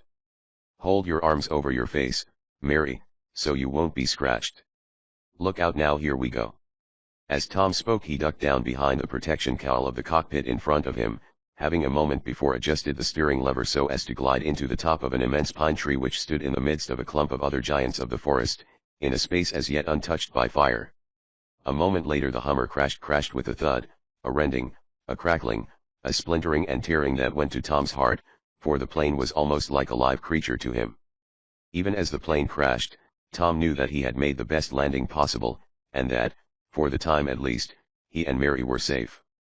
As Tom had anticipated, the spreading branches of the great pine tree acted as an immense cushion, and as the Hummer was a comparatively small plane, she was buoyed up. That is, at least long enough to take up the first shock. In a few seconds Tom realized that he and Mary must make a hasty exit from the plane, for it might slip from its position, and portions of it drop on them as they slid from their seats. The poor Hummer was badly broken. A plane cannot crash down into a tree and not have something like that happen. They are not built for that sort of thing. Tom realized this. "Quick, Mary," he called. "Unstrap yourself and I'll help you climb out and down. I don't know how long this plane will stay here." Mary had recovered her nerve after the first shock of the crash, and as soon as she realized that neither of them was hurt beyond more than bruises and a shaking up. "I can get out myself," she announced, as she loosed the strap that held her to the cockpit seat. "And I can climb down out of the tree, Tom. I'm glad I wore leather knickerbockers today." "So am I," murmured the young inventor. He had loosed himself in his seat and turned now to help Mary, but of this there was little need, since she was capable of acting for herself. Several of the branches of the great pine had been broken off, and the jagged ends were sticking through the frail wings and the almost as frail fuselage of the plane. These branches thus held it in place for a time, but it might slip down at any moment. "How are you making it, Mary?" asked Tom, as he climbed out on a branch. "I'm all right," she said. "This is fun, just climbing down out of a tree," and her laugh showed that her nerves were in good shape, for which Tom was glad. But then, Mary Nestor never was the sort of girl to go off in a faint. She was a brave girl, and that was why Tom liked her so much. Together the two made their way down out of the pine tree, leaving the plane impaled on the branches over their heads. "Poor Hummer," murmured Tom, with more feeling than he cared to show. "Yes, and poor us, too, perhaps, Tom," exclaimed Mary. "Why, we're all right," he exclaimed, as they reached the ground. "Hardly scratched." "Yes, but look. The fire. It's all around us." Then Tom realized the peril. He had all but forgotten the peril of flames. As Mary spoke, the fire, with a sudden burst, leaped a gap hitherto open, and the young people were in the midst of a raging conflagration, blazing trees and bushes all about them. Chapter 13. Just in time. Mary Nestor had borne up bravely during the previous trying experiences. But the discovery that the fire was all about them unnerved her and filled her with horror. "Oh, Tom," she cried wildly. "We're doomed. If we only could have stayed up in the air." "That couldn't be done," Tom said grimly. "We were lucky enough to get down as we did without being hurt." "Yes, I know. But now, Tom, look." Shuddering, Mary pointed to the encircling and advancing flames. As yet no clouds of smoke had blown their way, but it was only a question of time when the choking, acrid fumes would almost smother them, blind them. "There must be some way out," muttered the young inventor. Desperately he scanned the ever-narrowing circle of fire about him and Mary. What could be done? Dry as the woods were for lack of rain, yet the trees and bushes were green, and burned in a certain, slow way which alone might prove the salvation of the two. Had this been fall, with a mantle of dried leaves on the ground, the fire would have flashed through as though igniting gunpowder. As it was, the closing in of the ring of fire was gradual. This, at least, gave Tom a chance to search his mind for some way out. He gave a last despairing look up into the tree where hung the wreck of the Hummer. Truly, if the crash had not destroyed the little machine beyond hope of repair, the flames would soon finish her. But Tom was not a youth to sigh long where it did no good. His chief concern must now be to save Mary and himself. "We've got to get out of this," he cried. "It will soon be too hot for us." "But can we get out?" Mary's lips were white, but she now had control of herself. "I think so," Tom replied. "While it looks as though there was a solid ring of fire about us, there must be breaks in it here and there, places where there is comparatively bare ground, big rocks, and so on, that will make a passageway for us. We must try to find one of these places, Mary. Now follow, but keep right behind me." Tom said this because he wanted to be prepared to save Mary should a sheet of flame suddenly spout up in front of them.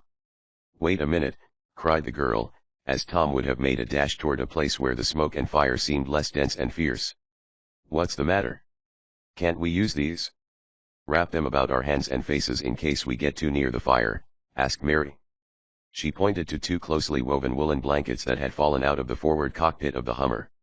Tom had stowed these away to be used on occasional trips when he went up to such an altitude that it was very cold, and a blanket about his legs and those of his passenger might add immeasurably to their comfort.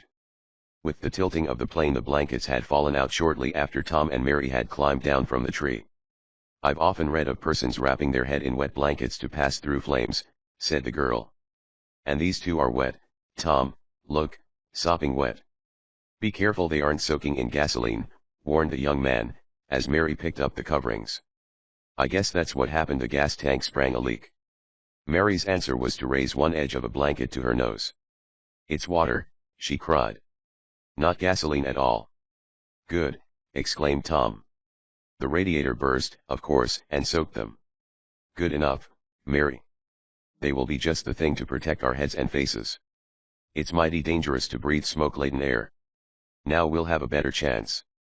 He saw to it that Mary had the wetter blanket of the two, then, with the coverings held in readiness to use should they approach too near any flame, the two in such a desperate plight started in that direction where the flames and smoke seemed least thick and menacing. All about the girl and the youth the fire was raging. There was no difficulty now in hearing the crackling of the flames or the crash as some big tree, burned through, fell in the path of the raging element. Tom listened, thinking he might hear the shouts of the firefighters, and it was his hope that they might come to the rescue. Though there might have been men and boys near the two imperiled ones, their presence could not make itself known above the roar and crackle of the flames. For a time it seemed as if Tom and Mary might win through to safety by keeping on in the direction they first took. They went on for some distance, now and then stopping to let what wind there was blow aside a curtain of choking, blinding smoke. So far had they progressed that Tom was on the point of calling, "I think we're going to make it, Mary," when, almost as he spoke, a curtain of smoke was swept aside and they saw a line of flame directly in their path over which it was impossible to leap and through which it was certain death to pass. Hitherto they had jumped several little, low lines of fire, which were low because they had little on which to feed. But this ahead was part of the main blaze, and it needed only one glance at it to tell Tom and his companion that further progress was blocked in that direction. "No go," gasped Tom, shutting his eyes a moment to ease the smart and burn caused by the smoke. "I should say not," agreed Mary. "Suppose you go down that way and try a little to the left. It doesn't seem quite so smoky there." Tom looked, and was of the same opinion. "Better put the blanket over your head," he told the girl. "It seems to be getting hotter and more sparks are falling. They might catch in your hair." The thickly woven blankets, wet as they were with water from the broken engine radiator, would prove a good protection against sparks. Accordingly, Mary threw hers over her head and Tom did likewise. Then he dashed in the direction the girl had indicated. But they did not get as far along this trail as they had on the other before they were stopped by a wall of fire. "Oh, dear," sighed Mary. "What are we going to do?" She felt helpless and almost hysterical, but for Tom's sake, resolutely held herself in control. "Got to try some other direction," gasped Tom, opening the blanket around his face a little so he could breathe more freely. "We've got to get out." Apparently, the only other course was to retreat and try the right, thought Tom, since the left had proved impracticable. And it was this decision the only one possible under the circumstances which eventually saved them. No sooner had Tom taken the lead and gone a few steps down what seemed a fairly well-defined path than he gave a shout of exultation. "What is it?" cried Mary. "Do you see a way out?" "I don't. The smoke seems thicker than ever."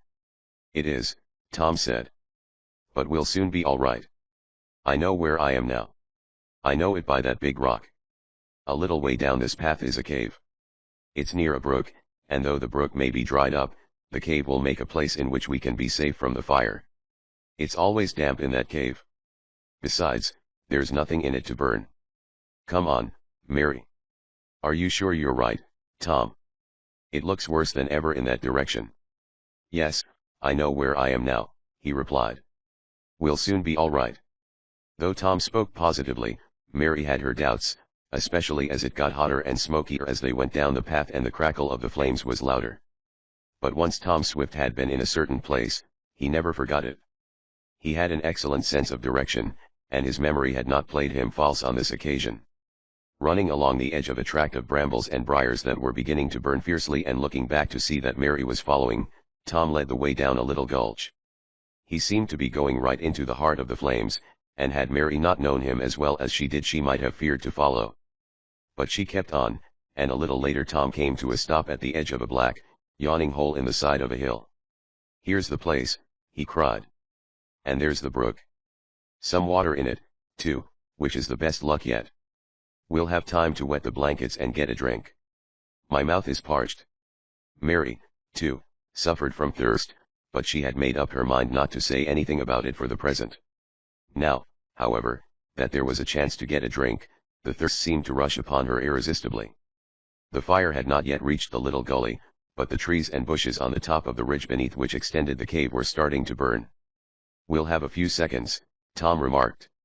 "Come on down to the brook." In spring, following the rains and the melting of snow, the brook was of goodly size. Now it was much smaller, though Tom knew it widened and deepened about half a mile farther down. The two laved their hands and faces in the cooling water, drank copiously of it, and then soaked their blankets well. Then, as a fiercer crackling of flames than any yet warned them that the fire was advancing, Tom cried, "Come on." Up from the edge of the brook they ran and into the cool, dark, and friendly shelter of the cave. They reached it only just in time, for they were no sooner inside than a shower of sparks and burning brands, falling into some dry sticks, leaves and grass near the mouth of the cavern, sent a sheet of flame directly across it. "Now let the fire burn itself out and it won't take long at this rate," cried Tom, as he and Mary stood in comparative safety, free from the menace of fire and out of that blinding, choking smoke. Then, to Tom's surprise, Mary burst out crying. Chapter 14. A Queer Attack. The young inventor, not much accustomed to tears, thought at first that Mary had been hurt in some way, perhaps burned by a flying brand. "What is it? Tell me," he urged, taking her in his arms as they stood in the cool darkness and safety of the cave. I'm all right," gasped Mary, looking up at him as well as she could in the gloom. "All right? Then, why are you crying?" "Oh, it's because I'm so glad we're here safe," sobbed the girl. "Oh," exclaimed Tom, but there was a great deal of meaning in that one word. "Yes, I guess we're all right," he agreed. He looked out of the cave. In front of it and on either side the fire was burning fiercely. Another few seconds and neither he nor Mary would have been able to get through that fierce, hot barrier. But the flames could not eat their way into the cavern. Then, as he and the girl stood there, thankfulness in their hearts that they had thus come safely through two grave dangers, there suddenly sounded a deep, booming, vibrating sound that seemed to shake the earth about them. "Dynamite!" cried Tom. "They've brought up explosives and are blowing up patches to stop the flames." "A good idea." "No, that isn't dynamite," said Mary. "Don't you know thunder when you hear it?" "Thunder!" cried Tom Swift. "Yes. It's thundering. Don't you remember, we saw signs of a storm coming up in the west just before the aeroplane went dead?" "That's right. If it is thunder." A booming crash interrupted him. There was no doubt of it, a heavy storm was pending. "The rain will put out the forest fire," concluded Tom. "Then we can get out of here and back home." "Home seems a long way off," sighed Mary. "We can make it pretty quickly by going down the brook," suggested Tom. "The brook always rises a short time after even a little rain, for all the water in the section drains into it. I know where there's a boat hidden in the bushes not far from here, and we can paddle down in that." "It sounds enticing," returned Mary. "Oh, I look a fright, don't I?"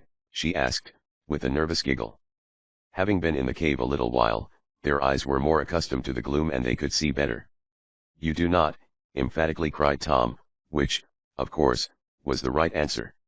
"It has been a wonderful experience," she went on slowly. "Not that I would care to repeat it. Oh, Tom." She suddenly gave a gasp of fear and covered her eyes with her hands as a blinding flash of lightning seemed actually to shoot through the cavern. It was followed a second later by a crash of thunder which made even Tom Swift, used as he was to experimenting with big guns, jump. "Here comes the rain," he cried. At that moment the storm broke with almost tropical fury, the big drops pelting down like hail on the burning trees, bushes, and such dry leaves as had accumulated from the previous fall. "This will douse the blaze," went on the young inventor. Certainly, no forest fire could continue in the face of such odds as a violent rainstorm, and this storm was violent. Seldom had Tom seen it rain so hard. He and Mary stood in the entrance to the cave and watched the drops pelt down. They could observe the fire in front of them die away, the blaze flickering out and then the smoke ceasing. "I guess those firefighters are glad of this," observed Tom, as he remembered the hard-working men and boys. Indeed, yes, agreed Mary. For an hour or more the downpour continued, and every vestige of the forest fire was extinguished when at last the muttering of the thunder died away and the fierce glow of the lightning faded from the blackened clouds. Tom stepped outside the cave and looked about him. In the distance he could hear the loud murmuring of the brook, now turned into a good-sized stream. "Come on, Mary," he called. "It's all over. We might as well start. Your mother may be worried about you. I'll find that boat and we'll soon be in Shopton." "Oh, I do wish I had a comb or something," exclaimed the girl as she emerged from the cavern, trying to pin her hair back to keep it out of her eyes. "You look fine," declared Tom, and he really meant it. "I can't help it, anyhow," Mary said, smiling slightly. "Thanks, Tom." The boat was found where Tom knew it to be hidden. He had used it on some of his excursions with Ned, and soon he and his companion were riding in comparative comfort down the swift little stream. They passed through a region where the forest fire had eaten its devastating way, but now the danger was over, the rain having soaked and drenched the woods. In due time Tom and his companion reached the outskirts of Shopton, and then, knowing Mary would like a little privacy, he went to the nearest telephone and called a taxicab from the town garage. It came out to get him and Mary, and a little later she was safe at home. "Oh, Mary.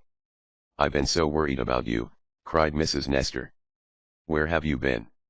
"Oh, aeroplaning, falling, climbing out of trees, forest firing, thunder and lightning, boating and floating. Those are just a few of our activities this afternoon," replied Mary, with a little excited laugh. "What does she mean, Tom?"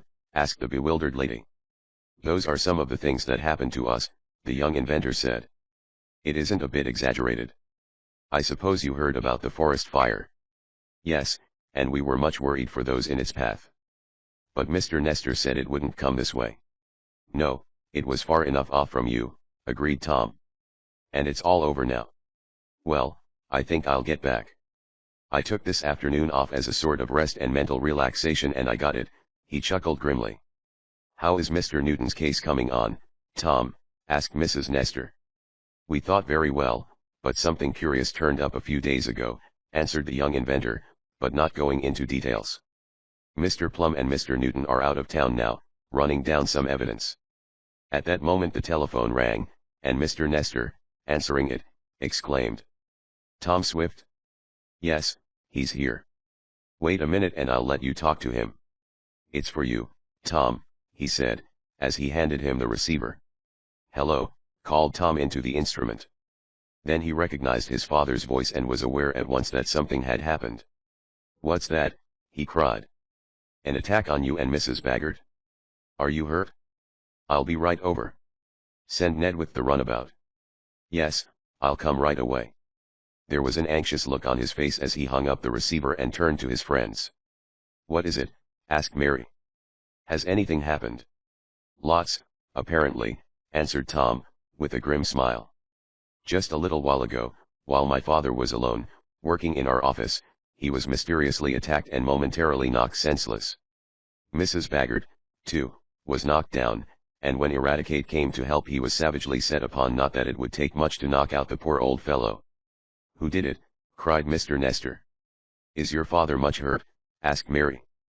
"Dad doesn't know who did it," Tom answered. "He isn't much hurt, I'm glad to say, or he wouldn't have been able to telephone. I didn't get a chance to ask him how Mrs. Baggert and Rad were, but I don't believe they're in a serious condition or he would have told me. It's the mysteriousness of the attack and what it may mean that alarms my father and, naturally, me also." "Do you want me to go back with you, Tom?" asked Mr. Nestor. "I may be able to help you." "Thank you, but I guess the worst is over. I'll telephone back and let you know how matters stand as soon as I find out myself. Ned ought to be here in a little while if he has luck." "You mean if he isn't smashed up hurrying here?" said Mary.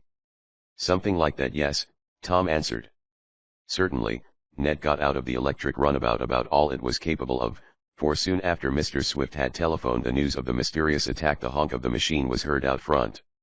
Bidding his friends goodbye, the young inventor was rushed to the scene of the latest outrage on the part of his enemies. That it was the work of some enemy, or enemies, Tom did not for an instant doubt.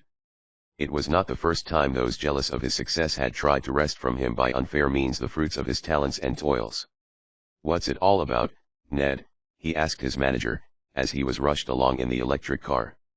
Don't know, Tom, was the answer. I had gone over to the bank, and I was delayed a little while. As a matter of fact, I stopped to hear some reports about the forest fire, for I was anxious about you. When I got back I found the office in confusion, and Eradicate, staggering about with a badly cut head, was telling some story about a big red-haired man who had burst in on your father and had tried to take some papers away from him.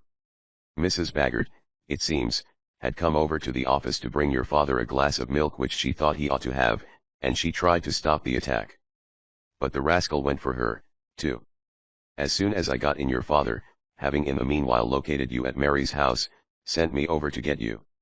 That's all I know about it. Is Dad all right? Yes, nothing serious. Though he's greatly upset, and that isn't any too good for him. But he got only a slight blow on the head. And a man with red hair did it, mused Tom. Red hair? I don't know anybody with red hair who would be as desperate as all that. This is getting mysterious. Chapter 15. The Trap. The young inventor, followed by his manager and chum, hurried into the house. Tom found Dr. Clayton putting the finishing touches to the dressing on a scalp wound Eradicate had sustained in the encounter. In one corner of the room Mrs. Baggert, a bandage around one hand, was endeavoring to get Mr. Swift to drink something from a cup. I tell you I'm all right, insisted the old inventor. I don't need any catnip tea, my dear Mrs. Baggert. But it will be good for your nerves. Won't it, doctor? Asked the solicitous housekeeper. I guess it won't do him any harm, was the noncommittal answer. There, Rad, now you'll be all right, he added. You aren't as badly hurt as you thought. Say, this looks like a first-line dressing station, exclaimed Tom, for a glance showed him that the situation was not as desperate as it had at first seemed. No one was seriously hurt. 3 casualties, but they can all get back on the firing line soon, announced Dr. Clayton, with a smile. Are you able to talk to me about it, Dad? Asked Tom. He should be in bed and taking hot catnip tea, insisted Mrs. Baggert. You ought to be in bed yourself, Mrs. Baggert, returned Mr. Swift in kindly tones. That wound in your hand. Pshaw. A mere scratch. I've done worse to myself lots of times with a darning needle, she replied. And I do wish you'd take this catnip tea. I'm not a baby, laughed Mr. Swift. But, give it here. He had decided that this was the best way of getting rid of the insistent and troubled housekeeper. He drank the concoction, making rather a wry face over it, and then Mrs. Baggert, satisfied, went out of the room. Now let's have the story, suggested Tom. Start at the beginning. Is Rad able to tell his part in it? He inquired, as he placed a chair for the aged colored man. I sure is, was the emphatic answer. An F-dad red-haired rascal comes in, yeah, now I'll lambaste him a good one, that's what I will. Better go easy, Rad, advised the doctor, who was putting away the materials he had been using. It was this way, Tom, said his father, and then, noticing the rather disheveled condition of his son, he exclaimed, were you attacked also? No. I had a little trouble with the plane and had to sprint with a forest fire, was the easy answer. I'm all right. Go on. Thereupon Mr. Swift related that he had been at work in a room opening out of Tom's main office on some figures Tom had asked him to verify, when a man suddenly entered and without warning reached over the desk as if to grab the papers on which Mr. Swift was working. I gave a yell and leaped at him, said the aged inventor, but he struck me with something in his hand. I got dizzy and sank back in my chair. Just then Eradicate, who was out in the hall, rushed in and the man turned on him, giving poor Rad a blow that knocked him down. What happened after that I don't know, except that I saw, in a daze, Mrs. Baggert enter the room and the man spring at her. Then I must have fainted. When I came to myself I was being looked after by Dr. Clayton. But I'm all right now. We must get after this rascal, Tom. Certainly we will, Dad. But who was he? What does he look like? A red-haired man has been mentioned. Yes, Tom, this fellow had closely cropped red hair. I have never seen him before that I know of. Had you, Rad? Asked the youth. No, Massa Tom. I was sweepin' out in the hall and I had my back to the do. I didn't see the fella go in. But I heard yo pa yell, den I bust in. What happened then? Tom wanted to know, while Ned made notes in shorthand of the answers, so he and Tom could go over it later. Well, the mostest what happened is dat me and dat fella come together, explained Rad. I went FO to hit him, but he done hit me fust. Golly, F day was ever a time when I done wish FO dat giant, it was den. Do all the descriptions of this man tally? Asked Tom. I mean, does Mrs. Baggert also say he was a stranger with red hair? Yes, answered Mr. Swift. I questioned her about that before you got here. The fellow surely had red hair cut close to his head. Did he get away with anything? Asked Tom quickly. I mean, any of our plans. What papers did you have out on the desk when he burst in on you? Dad. They were the plans of both the tidal engine and the mill machinery that I was glancing over. You asked me to verify your figures, you know, was the answer. But he didn't get any. The excitement was extreme while it lasted, but it was over now. Inquiries developed the fact that none of the employees in the office had seen the mysterious red-haired stranger enter or leave. He had been evolved out of thin air, it seemed, and had vanished into the same element. That he had had his trouble for his pains was evident, for a careful checkup showed that none of the tidal engine papers was missing, nor had any of the mill machinery plans been taken from Mr. Swift. How about my chest of stuff? Asked Tom anxiously. It's all right, his father informed him. I looked at that as soon as I felt able. It's locked and still in place. Good, cried Tom. And now we must get busy and solve this mystery. Making sure that his father, Rad, and Mrs. Baggert were really in no danger, Tom took a bath to remove some of the grime of his recent experiences and then sent a couple of his men over to the pine tree in which the Hummer had lodged. I'm afraid the plane's a goner, Tom said. But maybe you can save part of her. The engine ought to be good, anyhow. This having been done, and as it was now late in the day, Tom closed the office, first, however, arranging to have Koku take up his sleeping quarters there to be on guard every night. If the red-haired chap returns, he'll meet with a different reception this time, Tom said to Ned. He and Ned made a careful checkup on all the incidents connected with the attempted robbery and assault. They looked about the place for clues, but found none of any moment. Nor could anyone be found who had seen the scoundrel make his way to Mr. Swift's room. The young inventor had not forgotten what Mary had told him about the conversation in the restaurant, and he called up the proprietor on the telephone. But that individual could give him no information concerning the fellows who had had their meal there. It was natural that Tom's mind should jump to the latest acquisition to his working force, the man Barsky.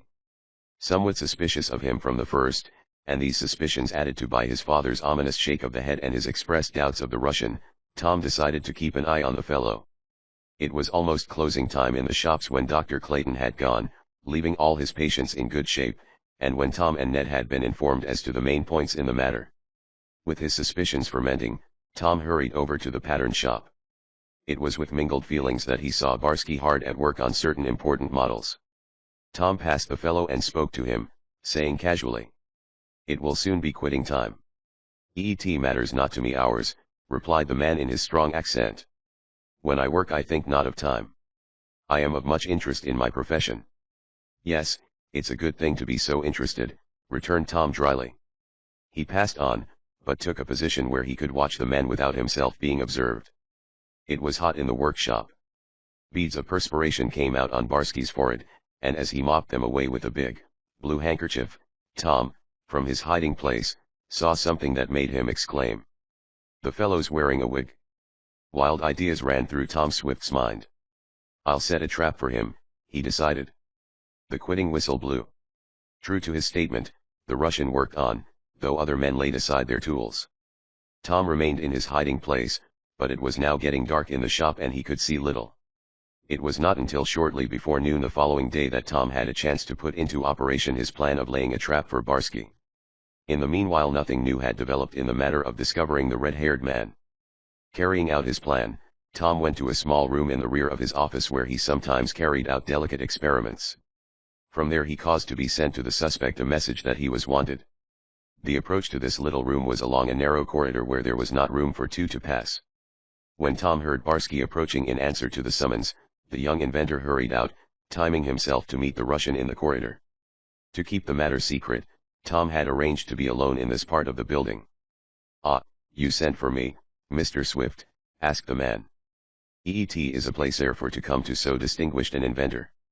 Thus the man exclaimed as he saw Tom coming toward him out of the little room. But Tom gave the fellow no chance to do anything, had such been his intention. Brushing up against the suspect, as though to pass him in the narrow corridor, Tom raised his hand and brushed the big mop of black hair on Barsky's head. A moment later the wig of hair came off, and with it the bushy black beard that all but hid the fellow's face. "Ah, I thought so," cried Tom, as he saw closely cropped red hair, heretofore hidden by the wig. "You're a prison bird all right, Barsky, or whatever your name is. I've found you out." For a moment the man was so taken by surprise that he could only stand with open mouth, gasping.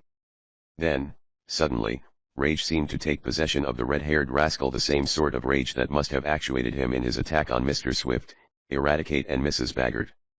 Before he could speak, however, Tom cried, "You're through here, you dirty scoundrel. Get your time and clear out. And don't think you're going to have it end there. I'm going to have you arrested."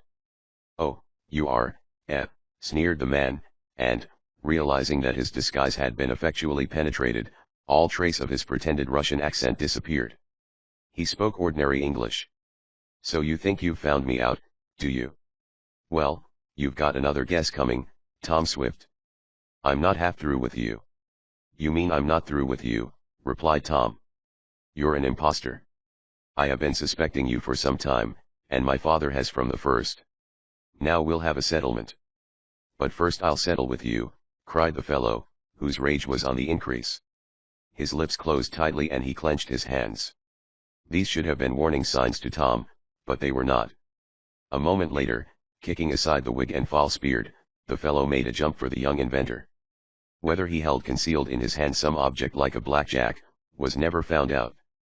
But the fellow gave Tom such a blow on the head that the young inventor crumpled up and went down in a heap. Blackness closed over him and in his ears a multitude of bells seemed to ring. Chapter 16. Bound in Darkness. Ned Newton was rather puzzled over Tom's long absence from the office. The day had passed and the young inventor had been at his usual desk for only a brief period in the morning. He had told Ned he was going into the little testing room and would soon be back. Ned knew that Tom did not like to be disturbed when conducting experiments and tests in this cubbyhole, as it was called, for it was made small purposely to avoid air drafts and vibrations. So when noon came and Tom did not appear for dinner, nothing much was thought of it, as he frequently missed a meal. "But this time I have chicken and dumplings," complained Mrs. Baggert. "And Tom is so fond of them." "He doesn't know what he's missing," commented Ned, who always ate lunch with the Swifts, as time was saved by not going to his own home. "I'll save him some," remarked the kind-hearted housekeeper. Noon passed, and the afternoon was waning when a message came over the telephone that needed Tom's personal attention. He had left orders that, no matter what he was doing, he should be summoned when this call came in. So Ned, believing his friend was in the little experiment room, hastened there, leaving Mr. Newton, who was back in Shopton, looking white and worried, to hold the wire. But Tom was not in the little room. Nor was he in the corridor where Barsky, in a fit of rage at being discovered, had knocked the young inventor senseless.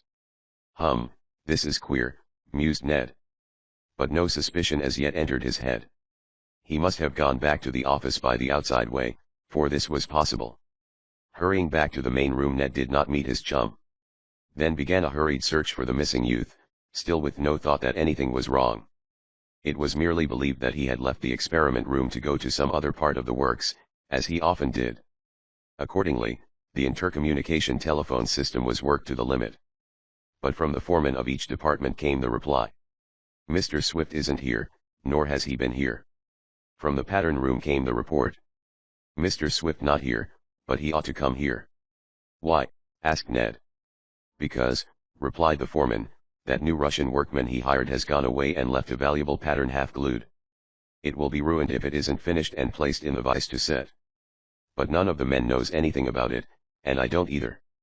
Mr. Swift gave special orders that Barsky was to be allowed to work in his own way on that train stop matter, and we don't like to interfere. But I know enough about pattern making to feel sure this one will be spoiled if it isn't finished soon. I'll see if I can find Mr. Swift and send him to you," promised Ned. But Tom could not be found in any of the shop departments, nor was he in his rooms at home. He had not been seen there since early morning, Mrs. Baggert stated. Still no alarm was felt. Often in the excitement of following up a new idea or completing an invention on which he had been working a long time, Tom would slip off by himself, either to be alone with his thoughts or to try out something that had occurred to him. And often he said nothing to anyone of his intention. "That's probably what he's done now," remarked Ned, and so little was thought of the matter that Mr. Swift was not informed, for it did not occur to anyone but that Tom would come back by evening. "He might be over at Mary Nesta's house," suggested Mr. Newton, when the person who had called Tom on the telephone had been told to ring up later in the day. "That's so," agreed the young manager. "It's the most likely place to find him. I should have thought of that before." But Mary also answered in the negative. Tom was not there. "Is anything the matter?" she asked, influenced to do so perhaps by an anxious note in Ned's voice. "Oh, no, nothing wrong," he said. "It's just an important message for him. He'll be around soon, I guess." But Tom Swift was far from being around. 10,000 years seemed to pass while the young inventor lay in a fog of incoherence. At least, it appeared to Tom to be 10,000 years, perhaps longer. Slowly he opened his eyes, but the darkness about him was so intense that he thought it was still an effect of the cowardly blow, which he now remembered. But in a moment he knew that his eyes were open and that he was staring out of them, but without seeing anything. The blackness was profound, like a piece of black velvet wrapped about him. And then, as he tried to move and found that he could not, Tom knew that he was bound with ropes and in a dark and strange place. "I surely am up against it," he muttered. Chapter 17. Out of the cistern. "Where am I and what happened?" Tom asked himself. Rather futile and hackneyed questions, but they were just the points Tom desired to be informed about. Much easier it was to reconstruct what had happened than it was to answer the first question as to where he was. Beyond the fact that he was in some dark place, very dark, and that it was damp and noisome, Tom could not imagine where he had been taken. It was coming back to him now, and he helped his dazed brain to clear by talking aloud to himself. He realized that he was alone, or so he judged, for his first exclamation after recovering consciousness had brought forth no answer. "Let's see now," mused the youth. I knocked off Barsky's wig and false beard and saw that he had close-cropped red hair. This makes him, beyond doubt, the scoundrel who attacked Dad and the others. It also makes me think this Barsky is a prison bird, or has been at one time. He got mad when I fired him, and he came at me. I remember that, but it's the last thing I do remember. He must have given me a crack on the head with a blackjack and knocked me out. It happened in the little passage near the experiment room, and no one saw it. Then he must have tied me up and carried me here, wherever this is." And Tom would have given a goodly sum, just then, to know exactly where he was. It did not seem possible that Barsky could have packed him into an automobile and carried him far away. He would have been seen by someone in the office or the shops, reasoned Tom. Therefore I must be hidden in some place not very far from my own home or the office. Now where is there a locality like this around our shops? Having thus considerably narrowed the inquiry, Tom further simplified it by a process of elimination. He sensed that he was in some place below the level of the ground. The close, stuffy atmosphere of his prison proved that. "And it's damp, too," mused Tom. "It has held water. Ah, I have it, the old cistern under the first shop we built. When the Swift Construction Company was first started, it was in a modest way, with only a small shop. Beneath this Mr. Swift had built a large cistern for the storage of rainwater, which, because of its softness, or non-chemical quality, was needed in his experiments. Later, when the business grew and the little old shop was abandoned, the cistern was emptied and closed, a larger storage tank being built in another place. Entrance to the abandoned cistern could be gained by a trapdoor in the floor of the shop, but as Tom remembered, there was no ladder in the reservoir. "Barsky must have lowered me in here with a rope," thought Tom. Then he simply dropped the cover on and ran away. It was clever of him. Now he has time to work some of his plans, I suppose. This is all a deep-laid plot, and it's been in the making some time. I wish I had taken Dad's advice and never hired that fellow. However, it's too late to think about that now. I must get myself out of here and stop him, that is, if it isn't too late." Tom managed to squirm to a sitting position. This made him feel better, but it sent the blood again rushing into his sore head, and for a moment or two he felt dizzy and sick. This passed, however, and he began to reason matters out. "I could shout my lungs out," reasoned Tom, "and no one would hear me. But, wait. I remember something. The tunnel. It's all right. I can get out if I can free myself. With the further clearing of his brain, it occurred to Tom that some years before he and his father had dug a tunnel, leading from a distant hillside into the cistern. The tunnel passed beneath the foundations of the old shop, and the passage was used to conduct some experiments in the action of air currents. Aeroplane models, as one knows, are tested in what is called a wind tunnel, and the Swift underground tunnel was one of the first of these ever made. It had not been used for a long time, however, and the end, opening under the hill, had been boarded up. But if I can get loose, I can walk along the tunnel, and I guess I can manage to kick down those boards, thought Tom. However, the question is, can I get loose? At first it seemed that this must be answered in the negative. So firmly had Barsky made the bonds that Tom tugged and strained for some time, to his no small discomfort, without any effect. At last, however, he felt the ropes around his hands, which had been tied behind his back, giving a little. This encouraged him, and, gritting his teeth to keep back involuntary exclamations of pain, he strained harder. It was out of his power to break them, but the ropes stretched a little, and at last, after hard work, he managed to get his hands free. But such was the cruel force with which the cords had been knotted, and so long had they been on the captive's wrists, that, even though his hands were now free, he had little use of them. They were numb and helpless. Like limbs asleep, and, as Tom said afterward, they felt as big as sofa cushions. They soon, however, began to tingle as the blood resumed its circulation, and with the sensation of pins and needles pricking his fingers, Tom began to feel that he could use his hands. This he did in loosening the cords around his feet, and in a few minutes more he was able to stand up, free to move about and take up the matter of getting out of the cistern. It was as dark as a pocket in there, and Tom wished he had with him a small electric flashlight. Almost always he carried one, but this time, just when it was most needed, he was without it. But I guess I can go by feeling, he told himself. This cistern isn't so immense. It's circular, and no matter where I start on the wall I'm bound to come to the tunnel opening sometime or other. I guess it's a mighty good thing, grimly thought Tom, that there's no water in this place. No thanks to Barsky, I guess, that there isn't. He'd have dropped me in just the same, I believe. Tom, with outstretched hands, began to grope his way about in the dark cistern. He knew there were no holes in the floor, so he did not fear a fall, and there was nothing with which he could collide. From the length of time it took him to reach the wall, Tom judged that he had been lying about in the center of the old water container. This proved his theory that Barsky had lowered him into it from the trapdoor above. Once Tom was in contact with the circular wall of the cistern, it was an easy matter to follow it around until he came to the tunnel opening. "This way out," exclaimed the young inventor grimly. "I wonder what time it is and how long I've been in here. Maybe they're looking for me up above. And yet, perhaps they think I'm just off on one of my trips." Tom started into the black tunnel. It had been several years since it had been put to use, and the youth had not entered it during all that time. Consequently he proceeded a bit cautiously, for he did not know but what there might be holes here and there in the floor of it. After about 5 minutes of careful progress Tom felt on his face a cool current of air. "I'm coming to the boarded-up opening," he exclaimed exultingly. The boards did not fit tightly, and through one of the larger cracks Tom caught a glint of light. "But it's starlight," he cried. "It's night. I must have been in that cistern all day, maybe 2 days. Though I guess not 2 days, or I'd feel hungrier and thirstier than I am." Pushing on the boards, Tom felt them give a little, and he knew they must have rotted away from contact with the damp earth. He pushed harder and kicked on them, thus knocking down the barrier. In rushed the glorious fresh air, and the young inventor saw that he was looking out on a field some distance away from his home. It was night, and the stars were glittering. Also, not far away from the tunnel entrance another light was gleaming. It was the light of a lantern set on the ground. By the gleam of the lantern on the ground Tom could see a figure moving about and, seemingly, digging in the earth.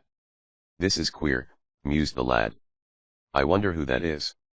If it's Barsky, maybe he's digging to try to get at some of my secrets. Or maybe he thinks I'm dead and he's making a grave for me." Tom dismissed this gruesome thought with a laugh, and walked forward a few paces, the better to see who was doing that queer midnight digging by lantern light. Some noise Tom made attracted the notice of the digger. He looked toward the tunnel opening, and then Tom exclaimed, "Good night. It's rad." At that moment, the colored man, with a cry of fear, made a jump, knocking over and extinguishing the lantern while he shouted, "The ghost! The ghost!" I's a dade darky. I's done seen a ant. Oh, lawsy, lawsy. The ghost am after me. Chapter 18. 2 disappearances. Despite the fact that he was tired, upset in his mind and that his head was beginning to ache again, Tom Swift could not help laughing at the fright shown by Eradicate as the colored man made the best time possible away from the ghost.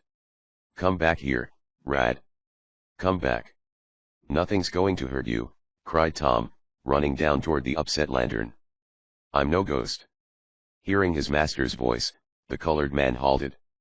Still not altogether convinced, he stood looking back and ready to run, as he asked. Am dat you, Massa Tom?" "Of course it is, Rad. Who else would it be? I came out of the old cistern." "Oh, den you's dead. You sure am dead and it's yo and I sees." Eradicate would have run away again, but Tom called more sternly. "Wait a minute. Don't be foolish. Of course I'm not dead, though I'm in pretty bad shape after what that scoundrel Barsky did to me. Have they been looking for me, Rad?" "Yes, Massa Tom, dat is, you is Massa Tom," he added, as a qualifying remark. "Dey has been done lookin' for you. But we done thought you gone off to see Massa Damon, maybe, and maybe you done took dat Barsky with you, case he's done gone, too." "Yes, I reckon he's gone all right," muttered Tom. "But I been around here all the while, Rad. Barsky knocked me senseless, bound me, and dropped me into the cistern under the old shop. I just managed to get out through the tunnel." "Yes, sah, Massa Tom. I's mighty glad you done got out. But is you quite sure, Massa Tom, dat you isn't a ghost?" "Of course I'm sure," laughed the young man. "What makes you think I'm a ghost? Case as how you's all white like." Then Tom looked down at his clothes and saw that he was covered with a white powdery substance which must, in the darkness, have given him a weird appearance, especially to the superstitious colored man. "It's chalk dust, or something like that," said Tom, as he slapped at his coat sleeves and trouser legs, thereby setting free a haze of white, powdery stuff. "I remember now that there are soft white rocks in the earth of the cistern and the tunnel. I must have brushed off a lot of the stuff on my clothes as I came along. No wonder you took me for a ghost." "Yes, sah, that's just what you done look like," said Eradicate. "Well, you know now that I'm no ghost, don't you?" asked Tom, as he continued to get rid of the white dust on his clothes. Yes, sah, I done reckon so," answered the colored man, a bit doubtfully. "Anyhow, you says so, Massa Tom, and what you says muse be so." "It is in this case, anyhow," replied the youth. "But it isn't Barsky's fault that I'm not a ghost. Now we'll go back to the house and relieve their anxiety, for I suppose they must have been a little anxious about me, Rad." "Oh, yes, sah, dey has done been huntin' all over FOU, was the answer. "Yo pa, he done think you done gone to Mr. Damon's. But Massa Net he know better, case as how Mr. Damon say on the telephone dat you isn't there. Koku, he out lookin' FOU, too." "Were you also looking for me, Rad?" asked Tom. "And, like Diogenes searching for an honest man, were you looking for me with a lantern? Or were you digging to find my body?" "I don't know dat fella Dogony our knees," stated Eradicate. "And I was goin' to look FOU right soon. But just now I come out to dig FO Nightwalker worms. I's gwine fishin' tomorrow." "Oh, so that's why you were so mysteriously digging, was it?" chuckled Tom. "After Nightwalkers. Well, I guess I'd better do a little night walking, myself, back to the house and tell Ned he needn't get up a searching party for me. Light your lantern, Rad, and get all the worms you can. Good luck to you." "Yes, sah," murmured the colored man, who often went out in the fields and garden at night to dig for the big worms that did not venture abroad until after dark. "And I's mighty glad, Massa Tom, dat you isn't a ant." "The same here," chuckled Tom. The young inventor decided to see Ned before going into his own house, and a little later he was being greeted with delighted surprise by Ned and Mr. Newton, who were much puzzled to account for the long-continued absence of the young inventor. It was now close to midnight, and he had disappeared in the morning. "Well, for the love of my cash balance, what has happened to you, Tom?" cried Ned, as he greeted his chum. "Lots," was the brief answer. "Have you seen that scoundrel Barsky?" "Barsky?" cried Ned. "Why, We thought you had taken him away to some quiet place to work on your train stop invention.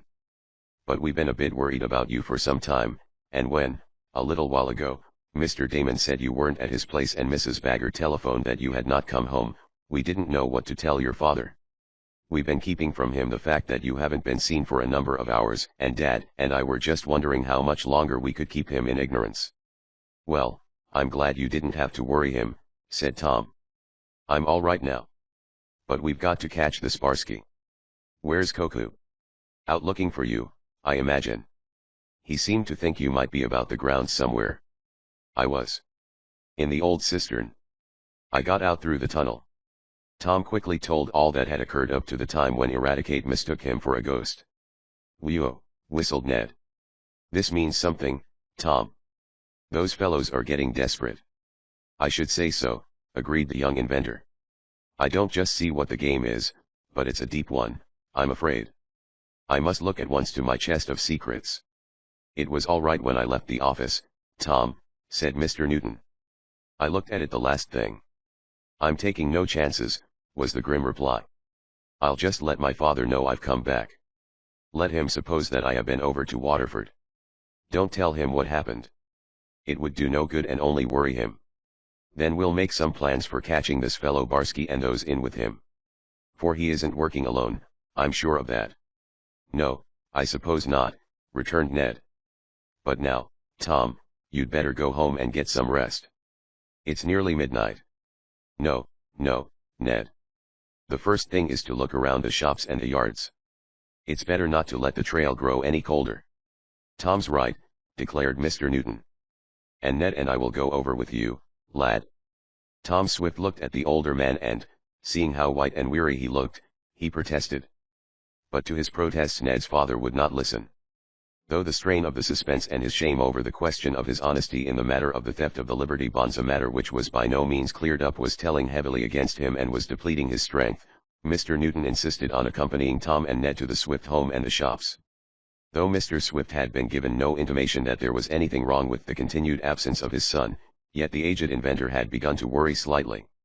However, this was ended when he knew Tom was in the house, and then the old gentleman went to bed. Tom, with the Newtons, made an inspection of the shop and found everything apparently all right there, with the chest locked and in its usual place in the small room. Koku came back from one of his tours of the grounds, and he was delighted to find his master had returned. You must keep specially good watch tonight, Koku, said Tom when the place had been looked over. I've got to take something to stop my headache, and I'll probably sleep like a top. Koku watch, was the grim answer. Bad man's come Koku knock 'em in mince pie pieces, and he clenched his big fists. Though much puzzled over what had happened, Tom realized that little could be done toward solving the problem until he had had some rest, food, and sleep. His head was aching and he had a queer sense of foreboding. But I guess I'll be all right after I've had a good night's sleep, he told himself. The Newtons went home. Eradicate had long before come in from his worm-digging expedition, and by 1 o'clock the house, grounds, and shops of the Swift Company were shrouded in darkness and silence. Tom awakened the next morning, feeling much refreshed. As soon as he was out of bed and had eaten breakfast, he began to make plans for apprehending the man who had attacked him. If I get this fellow Barsky, though I don't believe that's his name, I may be able to trace the others in the plot, reasoned Tom. For I believe he's acting with others. He was the spy. I must find Barsky. Tom hurried over to his office. It was early, neither Ned nor his father having arrived, and Tom was the first one to enter. Hello, Koku, he called, for the giant slept in the place. Any trouble during the night? There was no answer. He must be sleeping yet, thought Tom. Well, we were all up a bit late. He went into the room where his chest of secrets, as Ned had named it, was kept, and the instant he opened the door Tom saw that the oak box was gone. They've got it, he cried. Koku. Come here. Where are you? How does it happen that my chest is gone? You're a fine watchman. He threw open the door of the room where the giant slept. Koku, too, was gone. Chapter 19. Koku is found. Tom Swift lost little time in putting into operation such means as were at his command for tracing the missing chest of secrets and the vanished giant. He pressed certain push buttons connected with distant summoning bells, located in different parts of the works, and soon there came flocking into his office several of his foremen and Garrett Jackson, who had general charge of the works. As the last of these helpers arrived, Ned Newton and his father reached the office for the day's work, and it was with no little surprise that they observed this gathering. "What's wrong, Tom?" cried Ned. "Has anything happened?" "I should say there has," cried the young inventor. "My chest of secrets has been taken away." "Whew," whistled Ned. "With Koku here to guard it," cried Mr. Newton. "How was that possible?" "Well, the robbers took Koku also," explained Tom. "He's gone, and so is my chest." "Both gone," cried Mr. Jackson. "Is there any coincidence here, Tom? Maybe Koku took the chest." "Nonsense," exclaimed Tom. "I'd trust that giant with my last dollar. Besides, Koku hasn't any more notion of the value of the plans and patent papers in my chest than he has of how to work out a crossword puzzle. It isn't in him to plan or carry out anything like this, even if he had the wish, which he hasn't." "What's your theory, Tom, of the two disappearing at the same time?" asked Ned. "Well, Koku must have surprised the robbers at work lifting my chest out," explained Tom. "That being so, he went at them. They killed him and carried him off with them, or else his body is hidden around here somewhere. That's why I summoned you men," he went on to his foreman. "I want a search made of every part of the house and grounds. Let the work go for the day. Koku and the chest must be found." "It would take a pretty big and husky bunch of robbers to overcome Koku," suggested Ned. "And if there was such a big gang here they would have made a noise, which I should think you'd have heard up at the house, Tom." "I didn't hear a thing." "Perhaps having taken a headache powder would account for that. But neither Eradicate nor Mrs. Baggert heard anything out of the ordinary, I'm sure, or they would have said something about it to me. As for Dad, when he goes to bed he sleeps, and does little else." "Even if you didn't hear a row, Tom, there must have been one," insisted Ned. "Koku wouldn't let that chest be taken away without a fight, and when he starts to fight something breaks." "Yes, that's the puzzling part of it," admitted the young inventor. "There isn't any evidence of anything having been disturbed here. But I found one of the outer doors open, and the electric alarm cut, which shows how the robbers entered and left. They probably used a skeleton key to open the place, and didn't lock the door after them when they left. I wish I had done what I've been planning to do, kept my plans in a burglar-proof vault. Now I'm going to start to build one right here." "Any signs of a fight or a struggle in Koku's bedroom?" asked the foreman of the pattern shop. "No. The clothes are thrown back off the bed as though the giant got up in the usual way," answered Tom. "There is no sign of violence. But several heads are better than one, and that's why I summoned you all here. I'd like your advice on the matter." The men were trained observers, quick and accurate in their work, as they needs must be to build the complicated machines evolved by Tom Swift and his father. In a sense, they were as good observers as detectives would have been, and Tom did not want to call in the police. He did not want his loss broadcasted. "This is fierce," exclaimed Ned, as the extent of the loss was more fully realized. He and Tom were sitting in the office while the foreman moved about the place, looking for possible clues in the place where the chest had stood, in Koku's room, and outside the building. "It sure is," agreed the young inventor. "All my plans for the train stopping device were in that chest. Now they're gone, and I have no duplicates." "And your tidal engine, too," suggested Ned. "Yes," sighed Tom. "I guess my dream of harnessing the ocean will not be realized for some time. Of course I may be able to work out the ideas in some other way, but it means a big loss. And there are other papers, too. There were Dad's designs of the gyroscope flyer, and—" "What's that about my gyroscope flyer?" asked Mr. Swift, at that moment entering the place. "I've come for those plans now, Tom. I have just thought of a new idea in connection with the engine." "I'm afraid you can't have the plans, Dad," returned the son. "They're gone. The whole chest of secrets has been stolen." Tom had been debating in his mind whether or not to tell his father the bad news, fearing the effect it might have on the elderly man's heart. But Barton Swift was no weakling. Like a charger sniffing the powder of battle from afar, he drew himself up and together at the same time crying. "So our enemies are at some of their old tricks, are they, Tom? Well, don't let them see that we mind. Don't show the white feather. We'll fight 'em, Tom. We'll fight 'em." "That's the talk," cried Ned, while Tom was much delighted to note that his father took the blow standing up. I can reconstruct those gyroscope plans, cried the old man. I remember most of them, though it will set me back very much to have them taken. Of course it's a big loss, Tom. The whole chestful gone. How did it happen? He was told, and then he confirmed Tom's first idea that he had heard nothing during the night to indicate an attack on the shop. I done think I heard something, Eradicate said when they asked him about the matter. It was a sort of hootin', holl'arin' sound. But I figured it was an owl bird, and I went to sleep again. That was probably Koku shouting at the robbers, decided Tom. He's either still after them or they've done for him. Koku gone, cried Rad, and when told him that the giant was missing, the colored man forgot all his petty animosity against the big fellow and expressed only sympathy. I's gwine to find him, declared Eradicate. I go look for him. Tom did not pay much attention to his colored helper, since there were other matters that needed his attention. The net result of the searching on the part of his men was nothing. There were no clues that could be followed. Reconstructing the crime, it was thought that the gang of men had gained entrance by means of a false key. Then, being unable to open the chest because of the special locks on it, they had carried it away. Surprised at this by Koku, they must have silenced the giant in some manner and have carried him off while he was unconscious. Doubtless an auto was used, though so many of these came and went at the Swift office that the tire marks of no special one could be picked out. All that remains is for us to make a search, suggested Tom.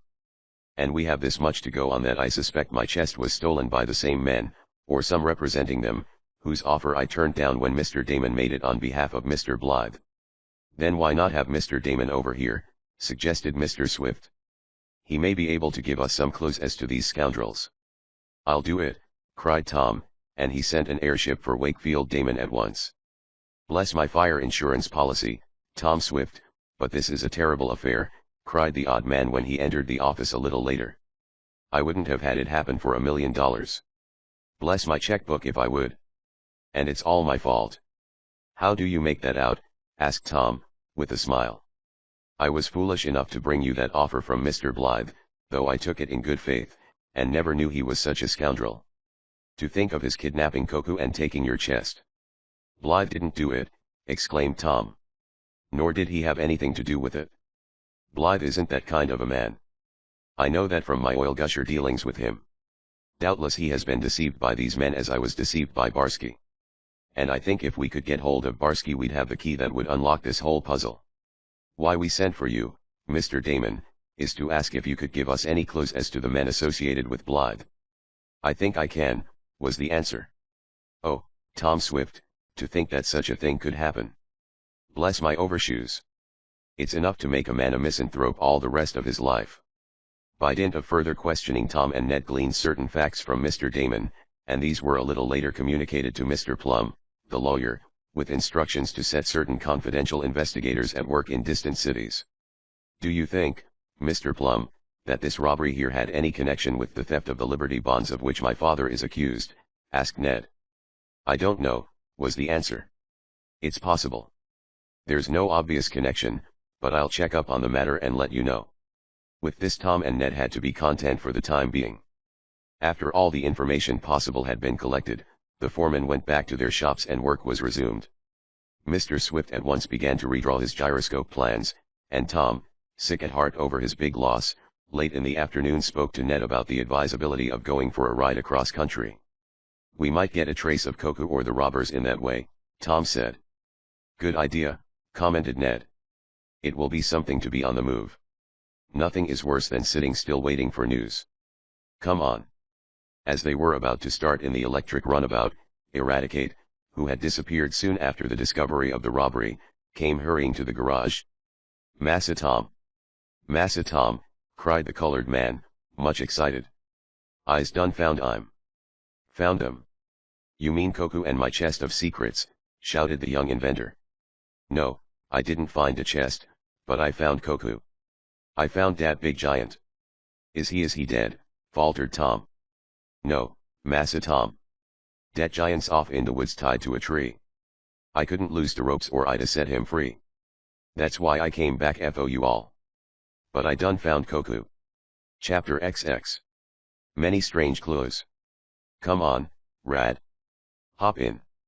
Show us where Koku is and we'll soon have him loose, cried Tom, as he motioned to the rear of the runabout, for he and Ned were seated in front. "How is Koku taking being tied up?" asked Ned while the colored man climbed in as quickly as his rheumatic joints would allow. "Is Koku mad?" "Mad? He done froth at de mouth," cried the old servant. "By golly, I wouldn't like to be the one what done tied him up after he gets free. Koku would be one of the best fellows in the world to take along on the search for the robbers, Tom," suggested Ned. "He'll be so angry he can easily handle half a dozen with one hand if there should prove to be that many in the gang." "Shouldn't wonder but what there are more than that in the plot," agreed Tom. "It's a queer game. But come on. We must help Koku." "Where is he, Rad?" "Over by Lake Carlopa, dat place where you and me used to go fishin'." "You mean Chestnut Point?" "That's the place, Massa Tom." "A lonely region," remarked the young inventor, as he started the runabout. "They couldn't have picked out a better, or rather, a worse place to leave poor Koku. How'd you happen to think of looking there, Rad?" "Well, Massa Tom, I thought maybe Koku might go there of his own self. I cotched a big fish there, and I was tellin' him 'bout it. He always said he could catch a bigger fish, and what I did. So I thought maybe he was tryin' to beat me, and maybe the robbers didn't tuck him after all. So I looked and I done see him tied to a tree." The run to Chestnut Point did not take long, and, following the directions of Eradicate, Tom guided his machine along a lonely road. They had traversed this a short distance when Ned cried, "Hark!" "What did you think you heard?" asked Tom, shutting off the motor to render the machine silent. "Someone calling," answered Ned. "Listen." A loud voice was borne to their ears by the wind, and Tom had no sooner heard it than he cried, "That's Koku. And he sure is mad." The giant was like an enraged bull, but so securely was he bound to a tree with many strong ropes and straps that even his great strength was of no avail, especially as he was so cunningly bound that he was unable to exert his full strength. "Good you come, Master Tom," grunted Koku, as he saw his friends approaching in a run. "You friend of mine from now on, Rad, you bring help to me." "Eyes you friend," chuckled Eradicate. "The only time when we has any disputations is when you tries to take my place with Massa Tom." It was the work of some time for Ned and Tom, even with their sharp knives, to cut the straps and the ropes, the knots of which had proved too hard for the colored man to loosen. Then, working his great arms and striding up and down amid the trees to restore his stagnant circulation, the giant cried, Where are mans that tied me? Once I get I mince pie Guess he's heard the expression make mince meat of them," remarked Ned to Tom. "Very likely. But I've got to get him quieted down so I can question him. He will be the best one to give us clues by which we may trace these fellows." Accordingly Tom talked to his giant helper and finally got an account of what had happened. Tom could do more with Koku and understand his peculiar English better than anyone else. Also Tom knew something of the giant's own language. Gradually a coherent story emerged. Koku had been left on guard the previous night in Tom's private office building, following the attack on the young inventor. The early part of the evening had passed without anything to disturb the giant's sleep. Later, however, the alarm bell over his bed rang. Tom had not trusted altogether to his giant remaining awake when on guard, and, as old readers know, the whole place was wired in burglar alarm fashion. So that, even though the door was opened with a skeleton key, as was proved later to have been done, the swinging of the portal set off one signal, the wire to which had remained intact, and Koku awakened. He had been awakened some months before by the alarm bell, but that time it was Tom himself who entered the place late at night to make notes on a certain plan before he should forget the idea that occurred to him. Tom forgot about the burglar alarm, and set it off, bringing Koku running with a gun in his hands. Of course Tom laughed at the incident, but Koku now remembered this, and, thinking it might be another false alarm, he did not at once rush to the floor below, but proceeded cautiously. If the intruder should prove to be someone with a right to enter, Koku would go back to bed again. Going down softly, and looking in the room where the big oak box was kept, the giant saw several strange men trying to force the locks. This being beyond them, one of the men had cried, as Koku understood it, "Let's take the whole shooting match along. The bluebird will carry it and we can open it in the woods." So they had picked up Tom Swift's chest of secrets and carried it out of the office. Even then Koku did not give the alarm, for his brain did not work as fast as the brain of an ordinary person. Then, too, the giant thought he had plenty of time, and could, when he got ready, sweep the robbers off their feet and take the chest away from them. But he delayed too long. Following the men, there were 8 of them. He counted on his fingers. Koku went out of the office building into the darkness. The men carried the chest to a large automobile that was waiting in the road, the motor running and the lights off. Then, just as they loaded it in and Koku was about to spring on them, the men discovered his presence and jumped on the giant before he could get into action. Even a little man will have the advantage of a much larger and more powerful fellow if the little man gets started first, and this was what happened in the case of Koku. Besides, there were 8 of the robbers, and though under some circumstances Koku might have been able to fight 8, or even 10 men, taken as he was by surprise, he was knocked down. He struggled, but the men threw something into his face that stung and made him feel funny, and he was gagged, bound, and lifted into the auto, though his weight made the men grunt like pigs, as the giant expressed it. So the thing happened, and Koku, helpless, a little stunned, and silent, was driven off in the night, no struggle at all having taken place in the office. Where he was taken the giant did not know in the darkness. But after a while he was lifted out of the car and tied to the tree where Eradicate found him. "But what became of the robbers and Tom's chest?" asked Ned. Robbers go off in Bluebird with chest of secrets," answered the giant. "What does he mean, Bluebird?" asked the manager. "It's a big aeroplane painted blue," explained Tom. "The men had it hidden in a cove on the lake. It must be a hydroplane, though possibly it's a combination of both types of machine. Koku had a glimpse of it because the robbers used pocket flashlights. They put the chest in the blue aeroplane and soared off with it. Koku said he could hear the throb of the motors for a long time after they were gone." "What's the next thing to be done?" asked Ned. "We can't do anything here, and it's getting late." "Did Koku see any of the faces of these fellows?" "They all wore masks," Tom said. "Yes, Koku, what is it?" the young inventor asked, for he noticed that his giant wanted to tell him something in addition. Followed then more of the queer, jumbled talk of the big man, who, now and then, used some of his own words, which Tom alone could translate. Then came silence. "He says," interpreted Tom, "that one of the men walked with a slight limp and had a queer habit of throwing his left elbow out from his side." "Limping? Throwing out his elbow?" excitedly cried Ned. "Does that mean anything to you?" asked Tom. "Does it? I should say it does. Why, that's the very thing Renwick Fawn does." "Renwick Fawn?" exclaimed Tom. "You mean the man who accused my father of taking the Liberty bonds?" fairly shouted Ned. "I always thought that fellow was a crook, and now I know it." "Tom, he's in with the scoundrels that robbed you." "Maybe," assented the young inventor. "I wouldn't put it past him, since I've had a look at his face. But if this is the case, we have several clues to work on now, Ned. The limping man with the queer elbow action, the blue aeroplane, and some other things that Koku told me. Let's go back and get busy." Chapter XXI. Scouting around. Fairly well satisfied that he had secured some clues that would be of value to him, Tom Swift hurried home with Ned, Koku, and Eradicate in the electric runabout. On the way the giant recovered somewhat from the rough treatment accorded him by the robbers, and talked of what he would do to them when he caught them. "You must be hungry," suggested Ned, as they neared Shopton. For Koku had been taken away the previous midnight and evening was now coming on again. "Me eat 10 loaves of bread," cried the giant, opening wide his enormous mouth. "We'll give you something else, too," chuckled Tom. "But I know poor Mrs. Baggert will almost faint when she sees you begin to eat." The giant's appetite was always a source of wonder to the housekeeper, and now, starved as he was by his enforced fast, it might reasonably be expected that he would clean out the pantry. Tom had the foresight to stop and telephone word to Mrs. Baggert of the situation, so she sent out and got in plenty of food before the wayfarers returned. Thus was Koku provided for.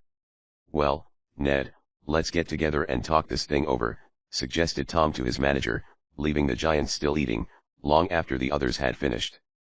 Eradicate, true to his promise to be friends with the big man, remained to help serve him. "Yes," agreed Ned, "we had better make some plan to work on. But this discovery that Renwick Fawn is in the plot rather surprises me.